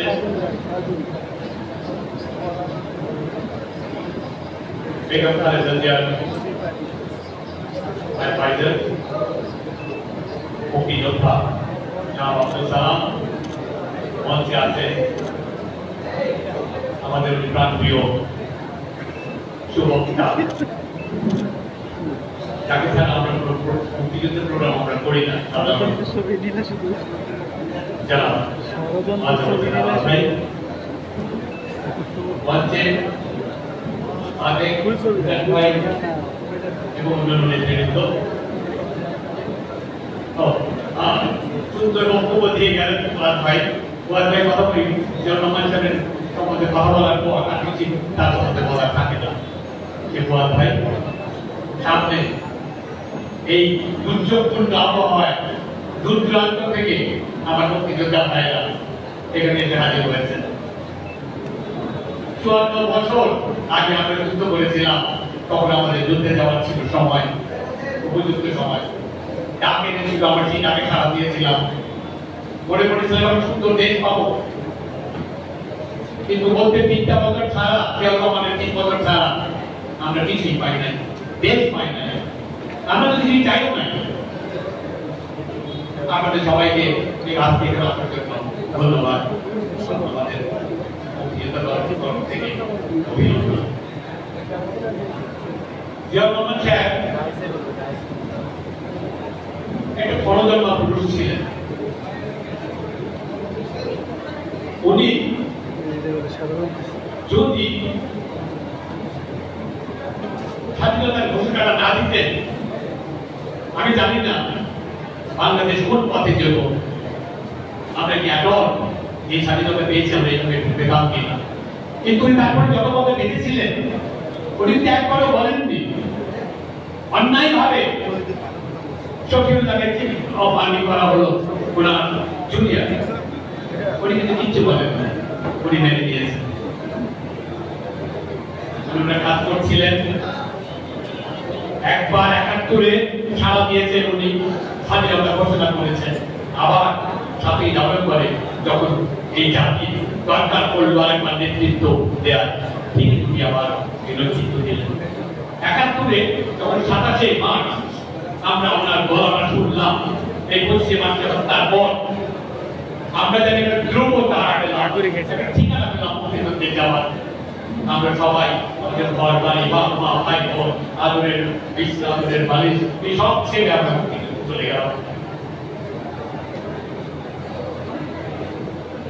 তারপরে সব ইতিহাস সবারই জানা আমাদের, কিন্তু দেখেন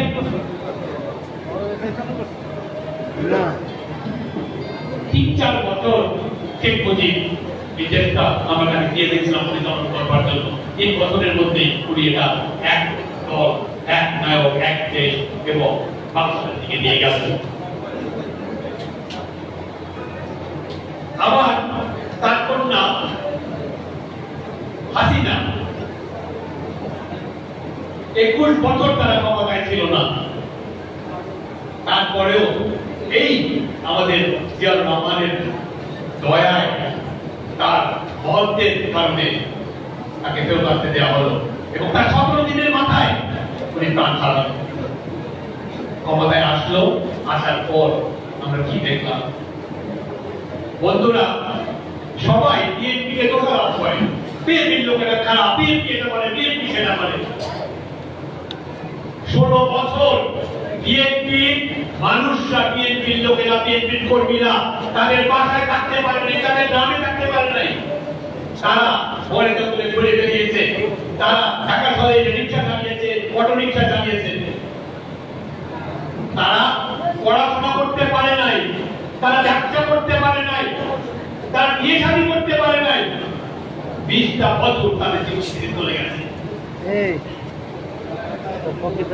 অথচ তারা সমানে সমান আওয়ামী লীগের সাথে পাল্লা করে, যুদ্ধ করে এই দিনগুলো কাটিয়ে দিয়েছে। আজকে আমাদেরকে দোষারোপ করা হয়। 20-25 দিনে একটা দেশ স্বাধীন হয়, আপনারা বলছেন 47-এর পর 2024। তাহলে এখন দেখতে হবে যে একটু আমাদের জন্ম হলো, যে একটু আপনি পৃথিবীতে আসলে, যে একটু আপনি দেশ পেলেন, একটা পতাকা পেলেন, আপনি সেটা অস্বীকার করে যাচ্ছেন। এটা ঠিক না। এটার জন্য আমাদের প্রায়শ্চিত্ত করতে হবে।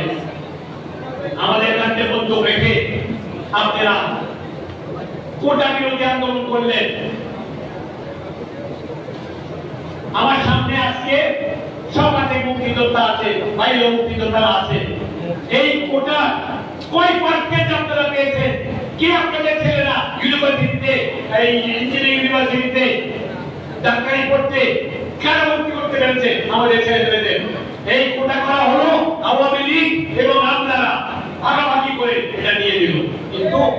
কিন্তু আমাদের দিকে পয়েন্ট করা হলো, আমরা সুবিধাবাদী, আমার কোটা পাই, আমরা সবকিছু পাই। আমরা কিছুই পাই নাই, আমরা কিছুই চাই নাই, আমরা কিছু যুদ্ধ করি নাই। তাই জামাতকে বলবো, সাবধানে কথা বলবেন। এই দেশ আপনারা চান নাই, এই দেশের বিরুদ্ধে আপনারা যুদ্ধ করেছেন।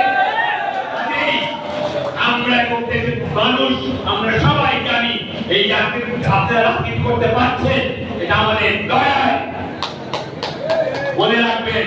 এবং আমাদের এই পানি আর ঘোলা করবেন না। আমি বারবার বলি যে আপনারা সবসময় পানি ঘোলা করতে চান, আর ইউসারকে বলবো, স্যার আপনি একটা সম্মানী মানুষ, সারা পৃথিবীতে আপনার অনেক সম্মান, আপনি অনেক উচ্চ জায়গা থেকে আপনি নেমে এসেছেন আমাদের মাঝে, আপনারা দায়িত্ব পেয়েছেন।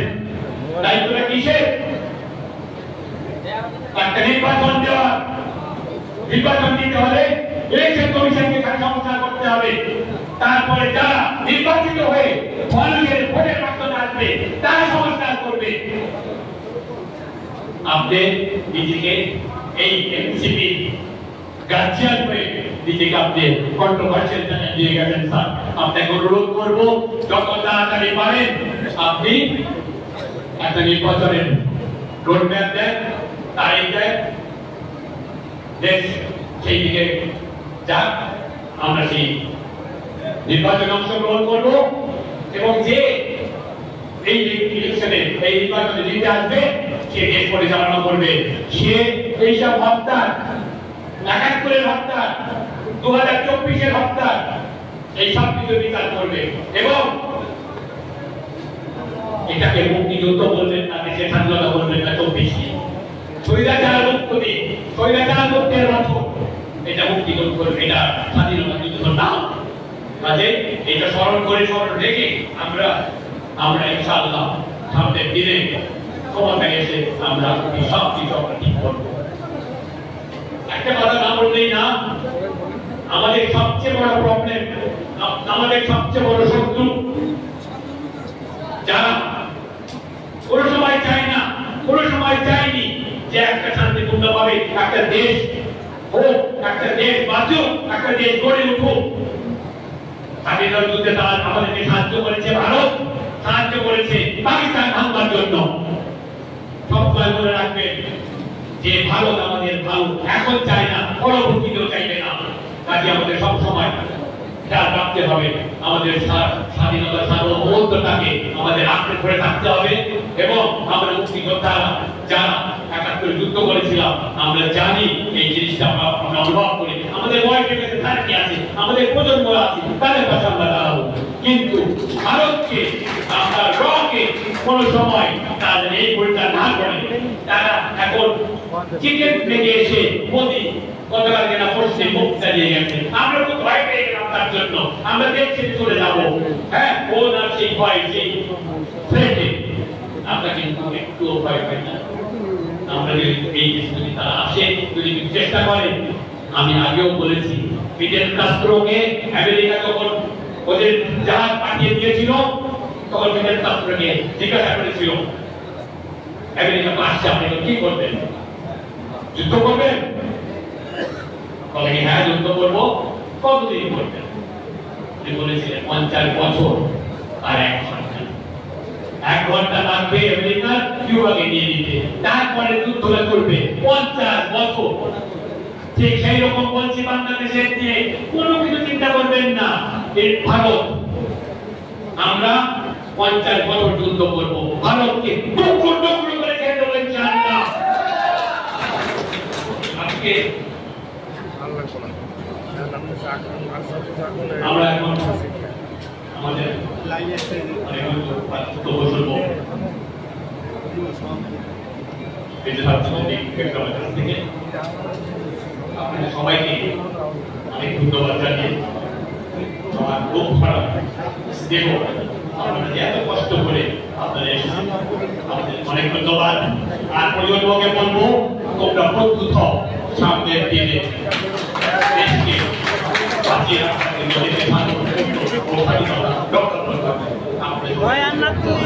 বাংলাদেশ জিন্দাবাদ, জিন্দাবাদ।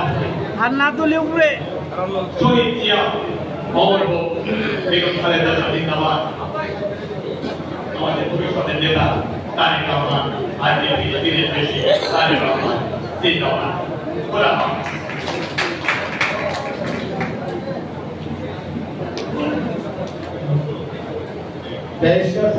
বললেন জিয়ার জীবন দর্শন তাহলে বাংলাদেশ আর কখনো পেছনে ফিরে যাবে না।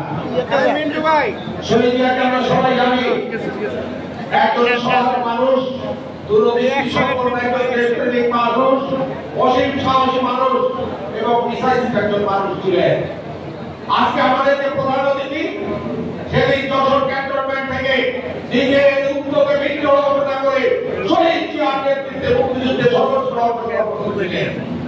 6 বার পার্লামেন্ট সদস্য হয়েছেন, 2 বার মন্ত্রী হয়েছেন, তার পিতা 2 বার এমপি ছিল, 8 বার 40 বছর যে ভোলালাল কংগ্রেস আমাদের দেশের হাফিজের পরিবারে নির্বাচিত হয়েছে। তারপরে এখনো বাপের দেওয়া একটা বাড়িতে থাকে। এটাই শহীদ জিয়ার জীবন দর্শন। কোন অসত্য শহীদ জিয়াকে ধারণ করে একটা দলের প্রতিষ্ঠা করে দেওয়া। শহীদ জিয়া ছিল সরকার পরিচয় পরিচিত একজন মানুষ। আজকে বিএনপি নেতা কর্মী প্রত্যেকের মধ্যে আহ্বান থাকবে, আসুন আমরা শহীদ জিয়াদের সততার অনুসরণ করি। এদের হাতে আমাদের মতো সব একজন মুক্তিযোদ্ধা হিসেবে আমরা এগিয়ে যাবো এই আশাবাদ ব্যক্ত করে এবারে আপনাদের সামনে বক্তব্য রাখবেন আমাদের প্রিয় নেতা, মুক্তিযোদ্ধাদের আশা-আকাঙ্ক্ষার প্রতীক, আমাদের সেই ভরসার স্থল বিএনপির স্থায়ী কমিটির সদস্য জেড পর্যন্ত অধিনায়ক জনাব হাফিজউদ্দিন আহমেদ বীর বিক্রম। জনাব হাফিজউদ্দিন আহমেদ বীর বিক্রম।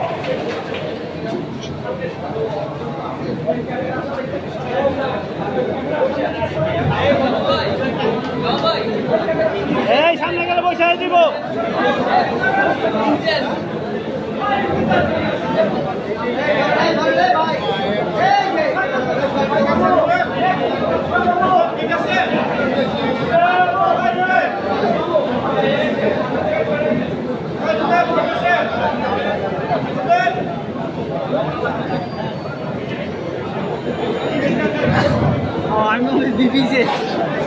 আমাদের হাঁটুতে একটা অপারেশন রয়েছে, যে জন্য দাঁড়িয়ে বলতে অসুবিধা, সেই জন্য বসে বলবো, কিছু মনে করবেন না।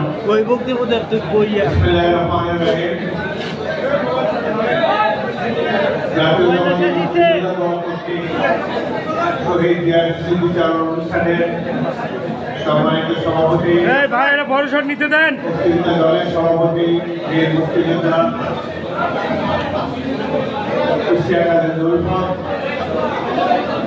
অনুষ্ঠানের সঞ্চালক বিদেশি বক্তা সাজিদ আহমদ খান, উপস্থিত রয়েছেন এবি পার্টির সাধারণ সম্পাদক ব্যারিস্টার ফুয়াদ, বিএনপি চেয়ারপারসনের উপদেষ্টা, সুবক্তা, জননেতা যারা পঞ্চমুখী দালাল, মঞ্চে উপবিষ্ট এবং আমার সামনে উপবিষ্ট মুক্তিযুদ্ধবৃন্দ, উপস্থিত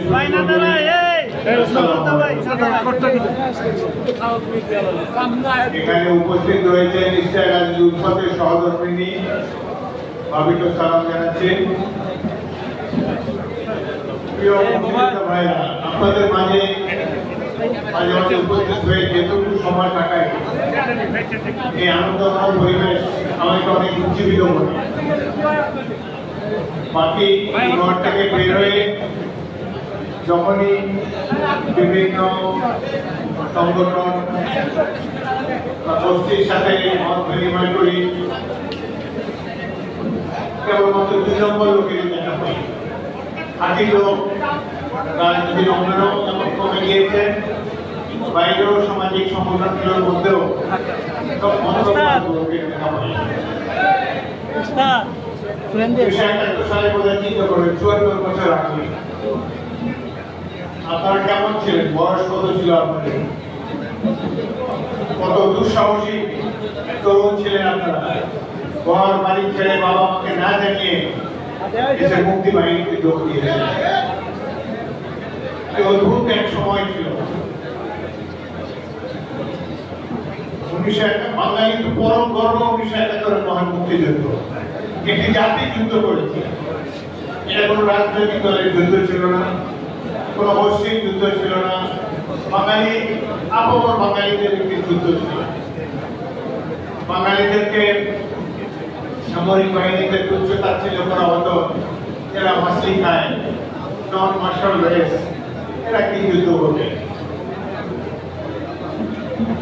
সেই ধরনের পরিস্থিতিতে বাংলাদেশকে যখন 25 বছর কলোনি বানিয়ে দিয়েছিল পাকিস্তানিরা, সেই পরিস্থিতিতে বাঙালি গণতন্ত্রের জন্য লড়াই করেছে, কিন্তু গণতন্ত্রকে দূরে ঠেলে দেওয়ার ফলে এবং বাঙালিদের উপরে একটি বড় প্রাণদণ্ড চাপিয়ে দেওয়ার ফলে আমাদেরকে মুক্তিযুদ্ধে অংশ নিতে হয়েছে।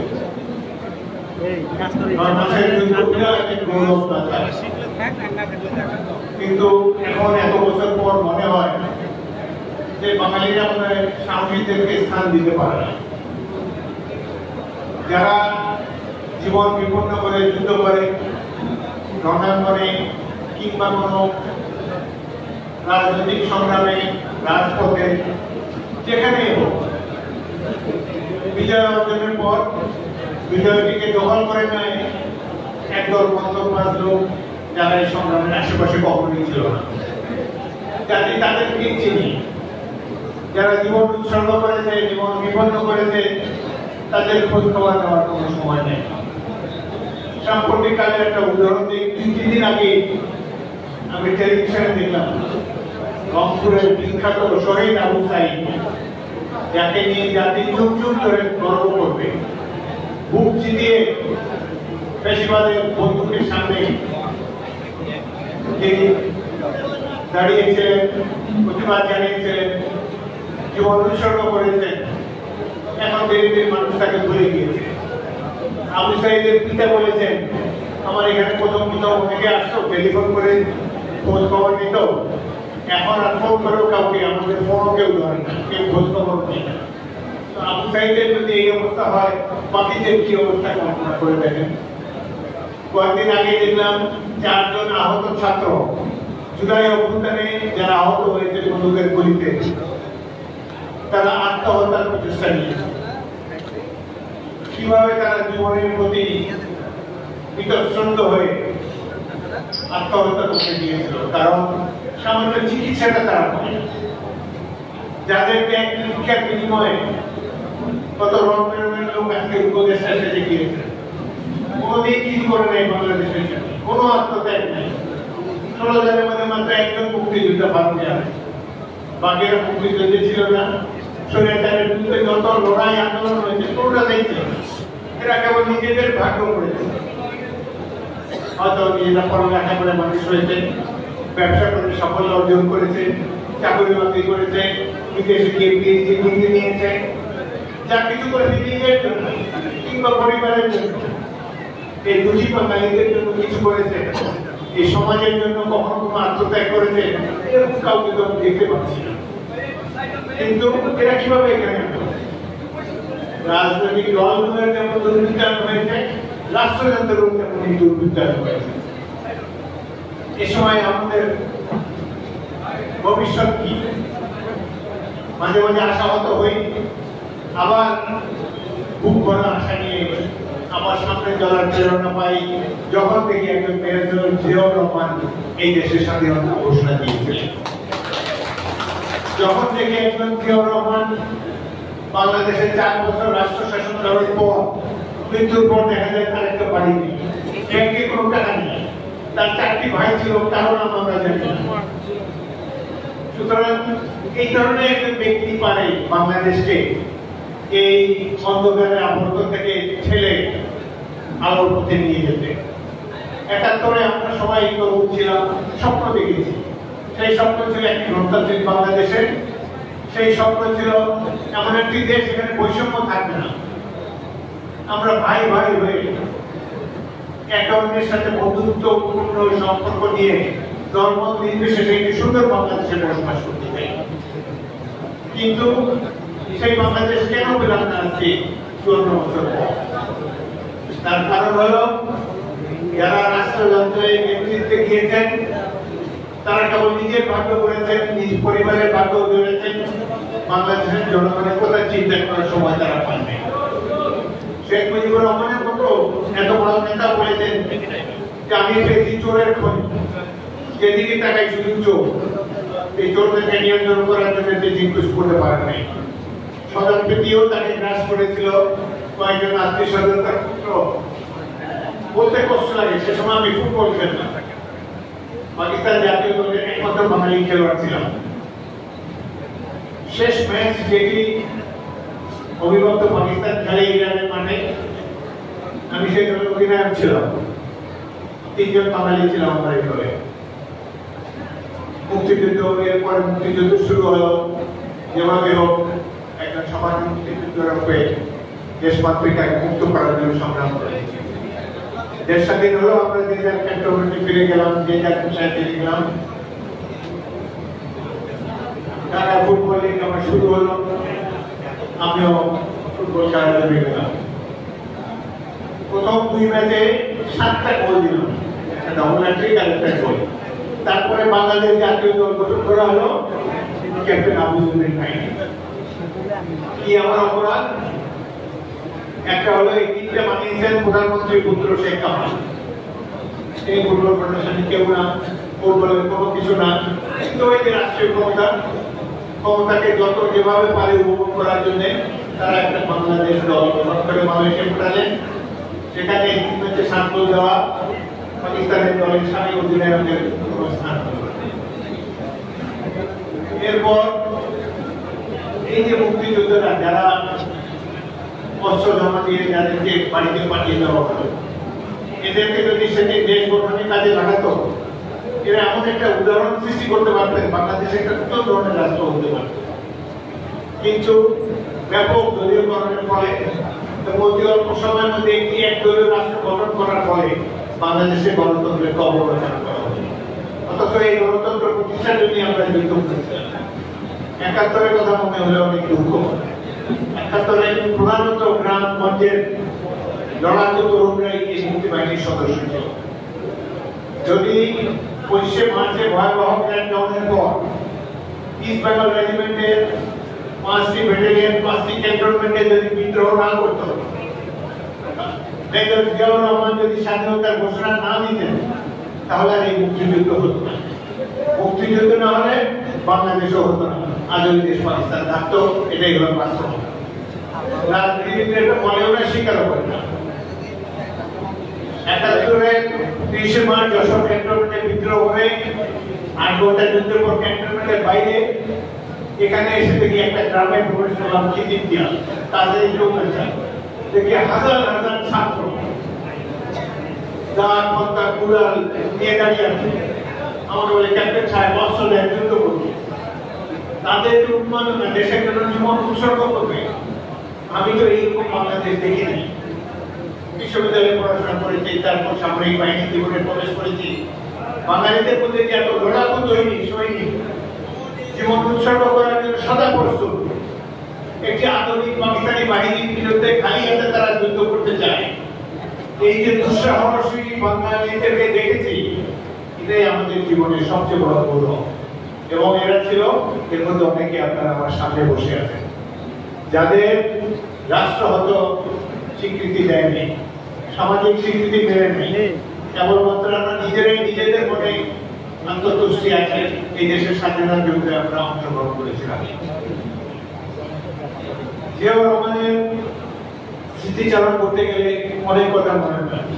যুদ্ধের সময় তার অধীনস্থ সেনা কর্মকর্তা ছিলাম। তখন 18টি জেলা ছিল বাংলাদেশে। একটি মাত্র জেলা মুক্তি বাহিনী একক প্রচেষ্টা দখল করেছিল, সেটি হল সিলেট জেলা। এবং এই সিলেট আমরা 14ই ডিসেম্বর বিকালে দখল করি মেজর জিয়াউর রহমানের নেতৃত্বে, ফোর্সের নেতৃত্বে। আমি সিলেটের এমসি কলেজের প্রিন্সিপালের বাসায় যে পাকিস্তানি গাড়ি ছিল, সেই গাড়িতে আক্রমণ পরিচালনা করি। আমার 18 জন সৈনিক শহীদ হয়। আমার একজন প্লাটুন কমান্ডার সুবেদার, তিনি এই যুদ্ধে শহীদ হন। সুবেদার ফয়েজ আহমদ বীরত্ব সেই যুদ্ধে শহীদ হন। 14ই ডিসেম্বরের বিকেলে আমরা প্রথমে ইস্ট বেঙ্গলের সৈনিকেরা, বিশেষ করে যারা আমার গোপনীতে ছিল, আমরা ধরে নিয়েছিলাম যে আর কয়েক মিনিটের মধ্যে আমরা সবাই মৃত্যুবরণ করব। চোখের সামনে পাক বাহিনীর আক্রমণে আমাদের যখন 18 জন নিহত, সেই সময় আমরা প্রাণপণ যুদ্ধ করে টিকেছিলাম। এই যুদ্ধ পরিচালনা করেছিলেন মেজর জিয়াউর রহমান। আপনারা জানেন যে আধুনিক যুদ্ধ বেতার সেটের মাধ্যমে কমান্ডাররা পরিচালনা করে। আমার হাতে বেতার যন্ত্র, পেছনে এক মাইল পিছনে জিয়াউর রহমান যে হেডকোয়ার্টার নিয়ে প্রতি মুহূর্তে জানতে চাচ্ছেন এখন তার প্রতি মুহূর্তে যুদ্ধের গতি প্রকৃতি চেঞ্জ হচ্ছে। একজন ভারতীয় মেয়র ছিলেন, তার সাথে একটা বেতার যন্ত্র ছিল। এর আগে 4 দিন চা বাগানের মধ্যে থাকার কারণে আমরা বহির্বিশ্বের সাথে বিচ্ছিন্ন ছিল, অন্যান্য ইউনিটের সাথে বেতার যোগাযোগ ছিন্ন হয়ে গিয়েছিল। কিন্তু জঙ্গল পেরিয়ে, চা বাগানে পেরিয়ে সিলেট শহরে প্রবেশ করে যে মুহূর্তে যুদ্ধে লিপ্ত হলাম, হঠাৎ করে ভাগ্যের আল্লাহর রহমতে আমাদের বেতার যন্ত্রের যোগাযোগ আবার পুনঃস্থাপিত হলো।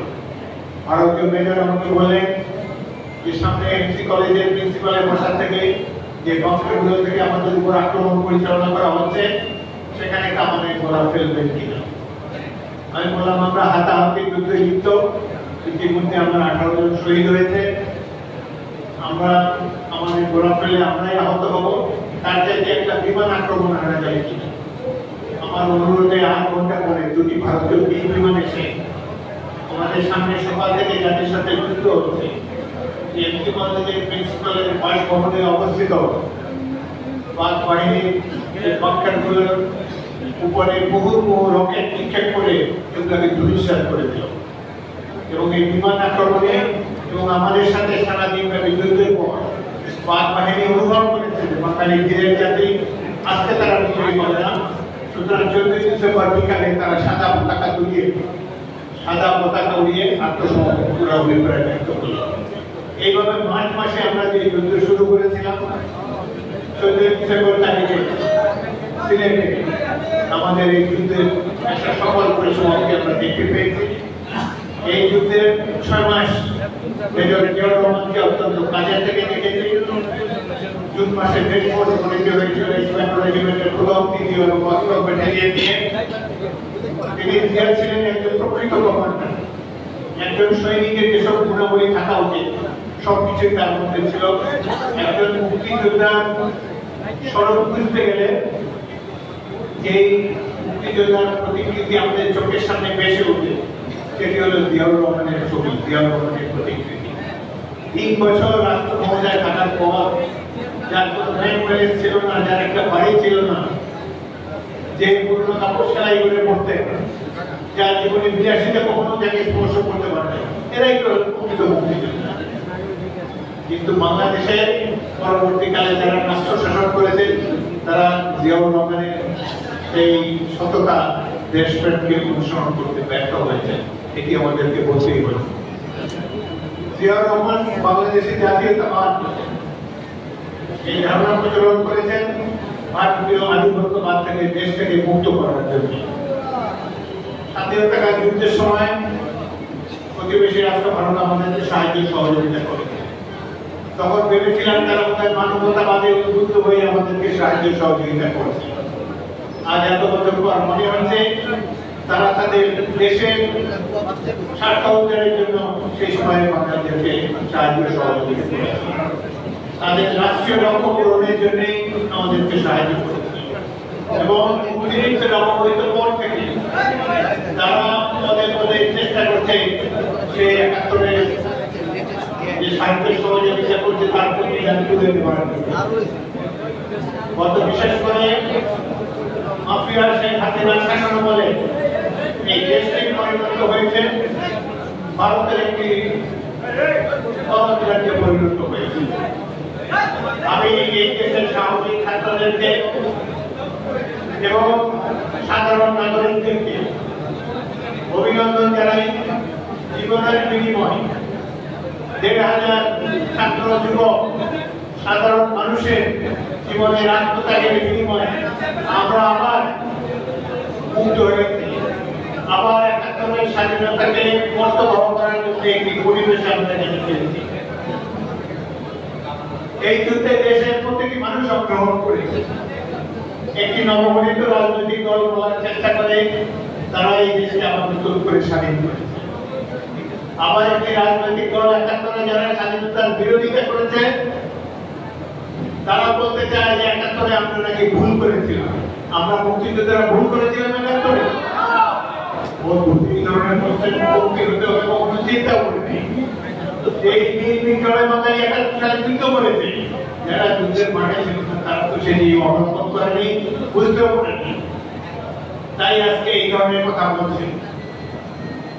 স্বাধীন বাংলাদেশ বাংলা এই দুটো সেকেন্ড রিপাবলিকের কথা আকাশে বাতাসে বলে বেড়াচ্ছে।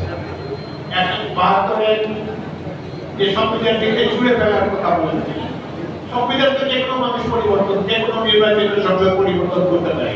আমরা ভাবো আপনারা সবাই পারে সংবিধান আমূল পরিবর্তন করা যায়, কিন্তু ওই ৭১-এর বন্ধু আছে, ৭১-এর মুক্তিযোদ্ধারা এর সাথে জড়িত ছিল, সেজন্য ৭১-এর কোনো কিছুই এখনো অনেকে ভালো লাগে না।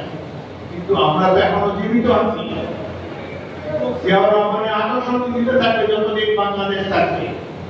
৭১-এর যুদ্ধ ছিল গণতন্ত্রের জন্য যুদ্ধ, কিন্তু দুঃখের বিষয় সেই গণতন্ত্র আজ পর্যন্ত প্রতিস্থাপিত হয়নি। এর কারণ হলো যারা রাষ্ট্র ক্ষমতায় এসেছে তারা গণতন্ত্রের বদলে পরিবারতন্ত্র কায়েম করেছে। তারা রাষ্ট্র ক্ষমতায় সময় কাটিয়েছে কেবলমাত্র নিজেদের অর্থ সম্পদ বৃদ্ধি করার জন্য। বিশেষ করে গত ১৭ বছর যারা ক্ষমতায় ছিল শেখ হাসিনার এই দল এবং তার পরিবার এবং তার আত্মীয় স্বজন এবং তাদের দলের যারা চামকরা পৃথিবীর বিভিন্ন রাষ্ট্রে বাংলাদেশের টাকাগুলি মানুষের টাকা পাচার করেছে। একজন প্রতিমন্ত্রী আছে যার যুক্তরাজ্যেই আছে ৩৬৫টি বাড়ি, দুবাইতে বাড়ি, এবং সাম্প্রতিক কালে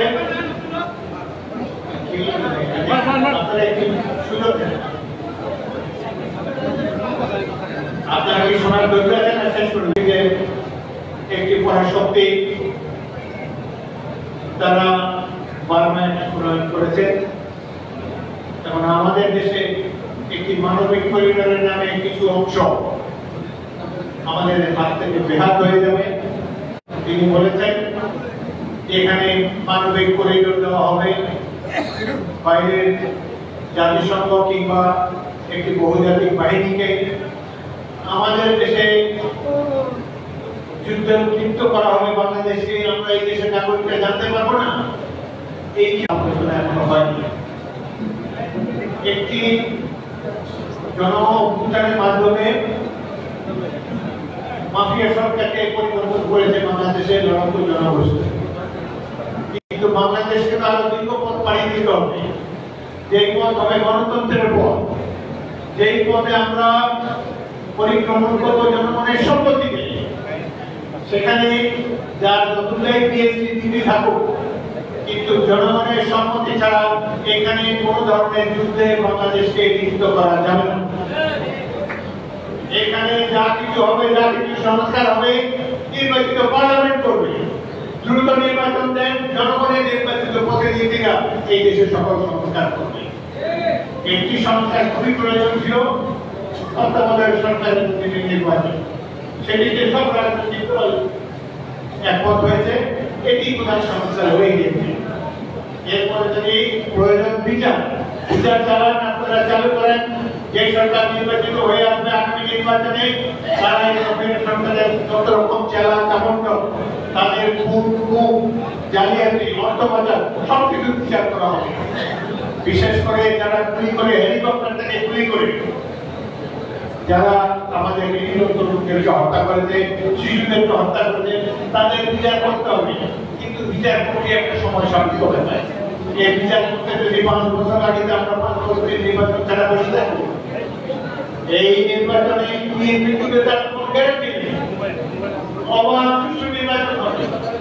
এখানে জিততে পারবে এবি পার্টি, জামাত ইসলামী জিততে পারে, ইসলামিক দল জিততে পারে, যেকোনো দল জিততে পারে, বিএনপি জিততে পারে। এটা তো আনসার নেই। জনগণ সম্মতি দিবে, জনগণ ভোট দিবে। এই নির্বাচনের জন্য 17 বছর আমরা কত ত্যাগ স্বীকার করছি আমাদের দল বিএনপি। এই মুক্তিযোদ্ধা দল সাদেক, উলফত, হোসেন, রেজা, অন্যান্য কয়েকজনকে আমরা দেখেছি 5ই আগস্টের আগে নিয়মিতভাবে মিছিল করেছে, শহীদ মিনার উঠিয়ে ঝাঁঝানো বক্তব্য দিয়েছে।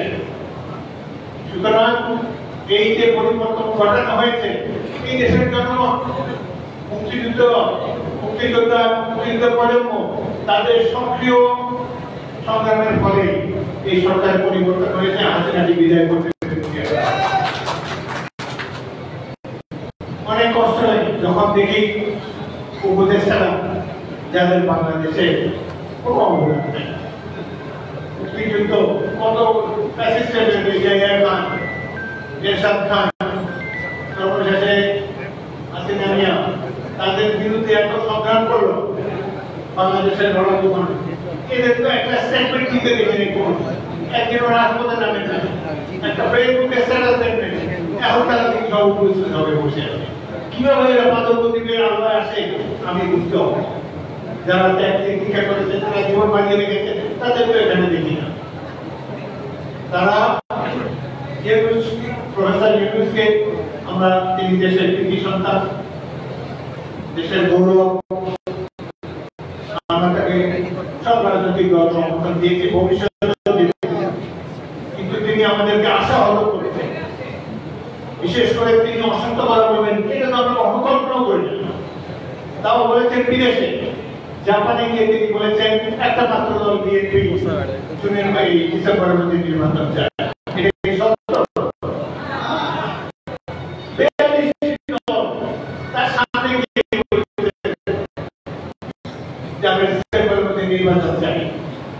ফেব্রুয়ারি মাসে বিএনপির একটি প্রতিনিধি দলে আমিও ছিলাম।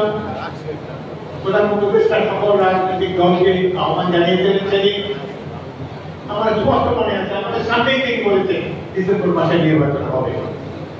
2-3 দিন পরে এটা পরিবর্তন হয়ে গেল। মাসের যে কোন ছিল, তার যে উপদেষ্টা বা সচিব সচিব আছে, প্রেস সচিব, এই সচিব, ওই সচিব, কিংবা যাদেরকে কাউকে সচিবের মর্যাদা, কাউকে এই মর্যাদা, ওই মর্যাদা দিয়ে তার আশেপাশে রেখেছে, এরা তো মনে হয় যে প্রধান উপদেষ্টার চাইলেও বেশি রাজনৈতিকভাবে তারা পরিপক্ক। এদের বয়সীও আরেকটি জিনিস, আমাদের এই যে ছাত্র সমাজ, এদেরকে এখন বিশ্ববিদ্যালয়ে গিয়ে পড়াশোনা করার পর আমরা যারা ওল্ড স্কুল অফ থট 80 করে যাদের বয়স, আমরা মনে করি বাংলাদেশের সকল শিক্ষা প্রতিষ্ঠানে যারা ছাত্রছাত্রী রয়েছে তাদের প্রথম কাজ হল লেখাপড়া সম্পূর্ণ করে নিজেদেরকে শিক্ষিত করে তারপর নিজের পেশায় আত্মনিয়োগ করুন। রাজনীতি করার জন্য উন্মুক্ত দরজা আপনাদের কাছে। সার্টিফিকেটটা নিয়ে পড়াশোনা শেষ করে রাজনীতি করুন। আপনারা আগামী দিনে প্রধানমন্ত্রী প্রেসিডেন্ট হন, কিন্তু এখন এই যে বারবার তদবির করে অবক্রেসি করে সচিবালয়ে হাজির হয়ে অটোপাসের দাবি দেয়, অটোপাস এই ডিগ্রিটা নিজেদেরকে নেন, এটি আপনাদের জন্য সম্মানজনক নয়। এই লড়াকু ছাত্রদেরকে ভুল পথে পরিচালিত করেছে বর্তমানে এই উপদেষ্টা পরিষদ। এই উপদেষ্টা পরিষদ তারা এই ছাত্রদেরকে লাইসেন্স দিয়ে দিয়েছে। দু তিনজন যারা উপদেষ্টা পরিষদে ছিল মন্ত্রীর মর্যাদায়, তাদের বিরুদ্ধে দুর্নীতির অভিযোগ এসেছে। তারা চেয়ারে বসার পর তাদের আত্মীয় স্বজন সহ তার মন্ত্রণালয়ে লাইসেন্স করা শুরু করেছে। এতে করে দেশের ক্ষতি হলো, তাদের ক্ষতি হলো। এই ছাত্রদেরকে উপদেষ্টা করা একটা বিরাট ভুল হয়েছে। তারা যে রাজনৈতিক দলটা করেছে, এটি কিন্তু আগামী দিনের বাংলাদেশের ভবিষ্যৎ হতে পারত। এদের প্রতি তো অনেক শুভেচ্ছা রয়েছে। তারা যদি এখনই ক্ষমতায় যাওয়ারকে বাদ দিয়ে তারা দল সৃষ্টি করে আগামী নির্বাচনে অংশগ্রহণ করত, রাজনীতিতে চেষ্টা করতো, তাদের একটা উজ্জ্বল ভবিষ্যৎ ছিল। অল্প বয়সে তাদেরকে এই মন্ত্রী পরিষদে ঢুকিয়ে দিয়ে তাদেরকে নষ্ট করে দেওয়া হলো। যাই হোক, আমি প্রধান উপদেষ্টার কাছে অত্যন্ত সবিনয় মুক্তিযোদ্ধাদের পক্ষ থেকে নিবেদন করতে চাই, আপনারা যখন দূর থেকে বাংলাদেশ আমাকে যে রাজনৈতিক যুদ্ধে দেখেছেন, আমরা এই যুদ্ধে অংশগ্রহণ করেছিলাম। জিয়া রহমান এবং অন্যান্য সেনাবাহিনীর নেতৃত্বে আমরা মুক্তি বাহিনী গঠন করে যুদ্ধের পরে এই দেশটিকে স্বাধীন করেছি। আমরা এই যুদ্ধটি ছিল গণতন্ত্রের জন্য যুদ্ধ, সুতরাং গণতন্ত্রকে ব্যাহত করবে। আমরা মুক্তিযোদ্ধারা যখন বলবো অবিলম্বে নির্বাচন হওয়া প্রয়োজন, তখন এটার জন্য আপনারা আগ্রহ সার্টিফিকেটের প্রয়োজন হবে। এই দেশ আমরা করেছি, আমরা সৃষ্টি করেছি। এই দেশ যতদিন থাকবে, যে বয়সে আমাদের হোক না কেন, আমরা এবং মুক্তিযুদ্ধের প্রজন্ম স্বাধীনতার সার্বভৌমত্ব অর্থ গ্রহণ আমরা।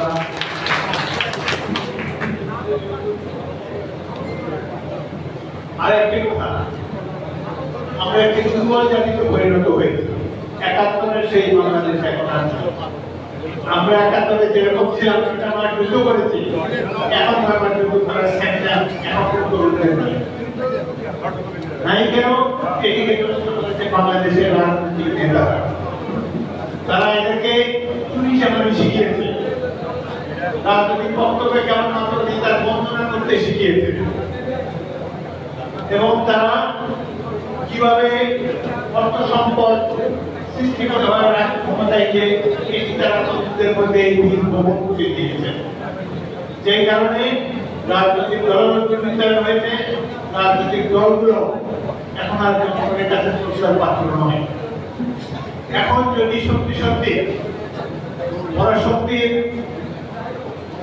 ষড়যন্ত্রের ফলে বাংলাদেশকে যদি একটি যুদ্ধে লিপ্ত হতে হয় করিডোরের নামে, তাহলে স্বাধীনতা সার্বভৌমত্ব তারা রক্ষা করবে।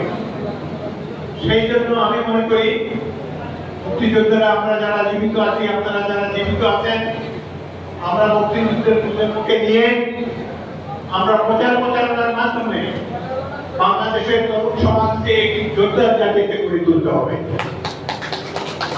আমরা তাদেরকে সামরিক ট্রেনিং দেব। দুর্বল জাতির কোন স্থান হবে না বাংলাদেশের ভবিষ্যতে, ভবিষ্যতের রাষ্ট্র ব্যবস্থায়। পাশে রয়েছে ভারত, যারা কখনো আমাদের মঙ্গল চায় না। এই আধিপত্যবাদের বিরুদ্ধে আমাদের আজীবন লড়তে হবে বাংলাদেশকে। এরপর যদি কোনো বহিঃশত্রু সুপার পাওয়ার আমাদের এলাকা দখল করে তাদের আদর্শে বাস্তবায়ন করতে চায়, তাহলে একমাত্র যুদ্ধের মাধ্যমে একটি সুশিক্ষিত সুশৃঙ্খল সিটিজেন আর্মির মাধ্যমে আমরা তাদেরকে প্রতিহত করতে সক্ষম হব। আপনারা রাজি আছেন? আমরা ৭১-এ যেরকম যুদ্ধ করেছি, আমাদের দেশকে সেই ফুটিয়ে নিয়ে আসি। একদল সামাজিক এলিট এসে আমাদেরকে প্রত্যেকদিন নানান ধরনের নসিহত করবেন, যাতে অতীতে কোনো কর্মকাণ্ডে দেশপ্রেমের পরিচয় আমরা পাইনি, সেটি আমরা গ্রহণ করতে রাজি না। আজকে আপনারা যারা মুক্তিযোদ্ধারা এখানে এসেছেন, আপনারা নিজেদেরকে দুর্বল ভাববেন না। দেশের সাধারণ মানুষ আপনাদেরকে সম্মান করে, আপনাদের সেই বিরক্ততাটা আগামী দিনে আরো প্রকাশিত হবে। যখন এই দেশে হাসিনা মার্কা সরকার আসে, এরশাদ মার্কা সরকার আসে, নানান ধরনের ষড়যন্ত্রের মাধ্যমে যারা রাষ্ট্রযন্ত্রের শীর্ষে অবস্থান করে, তারা কোনদিন দেশের জনগণের কল্যাণ করবে না। জনগণের কল্যাণ বাংলাদেশের এই তরুণ সমাজকে, ছাত্র সমাজকে, সৈনিকদেরকেই করতে হবে। আজকে আমরা গভীর শ্রদ্ধার সাথে স্মরণ করি আমাদের নেতা জিয়াউর রহমানকে, যিনি সততা, আদর্শ এবং বাংলাদেশী জাতীয়তাবাদ প্রতিষ্ঠার কারণে বাংলাদেশের জনগণের অন্তরে একটি সুন্দর শ্রদ্ধার আসনে চিরকাল তিনি বহাল থাকবেন। আজকে যারা এখানে উপস্থিত হয়েছেন আপনাদেরকে অসংখ্য ধন্যবাদ জানাই। আগামী দিনে একটা লড়াকু তরুণদের বাংলাদেশে আমরা দেখতে চাই, তাহলে আমাদের একাত্তরের এই অবদান, এই যুদ্ধ করার সার্থক হবে। সবাইকে অসংখ্য ধন্যবাদ। বাংলাদেশ জিন্দাবাদ, শহীদ জিয়া।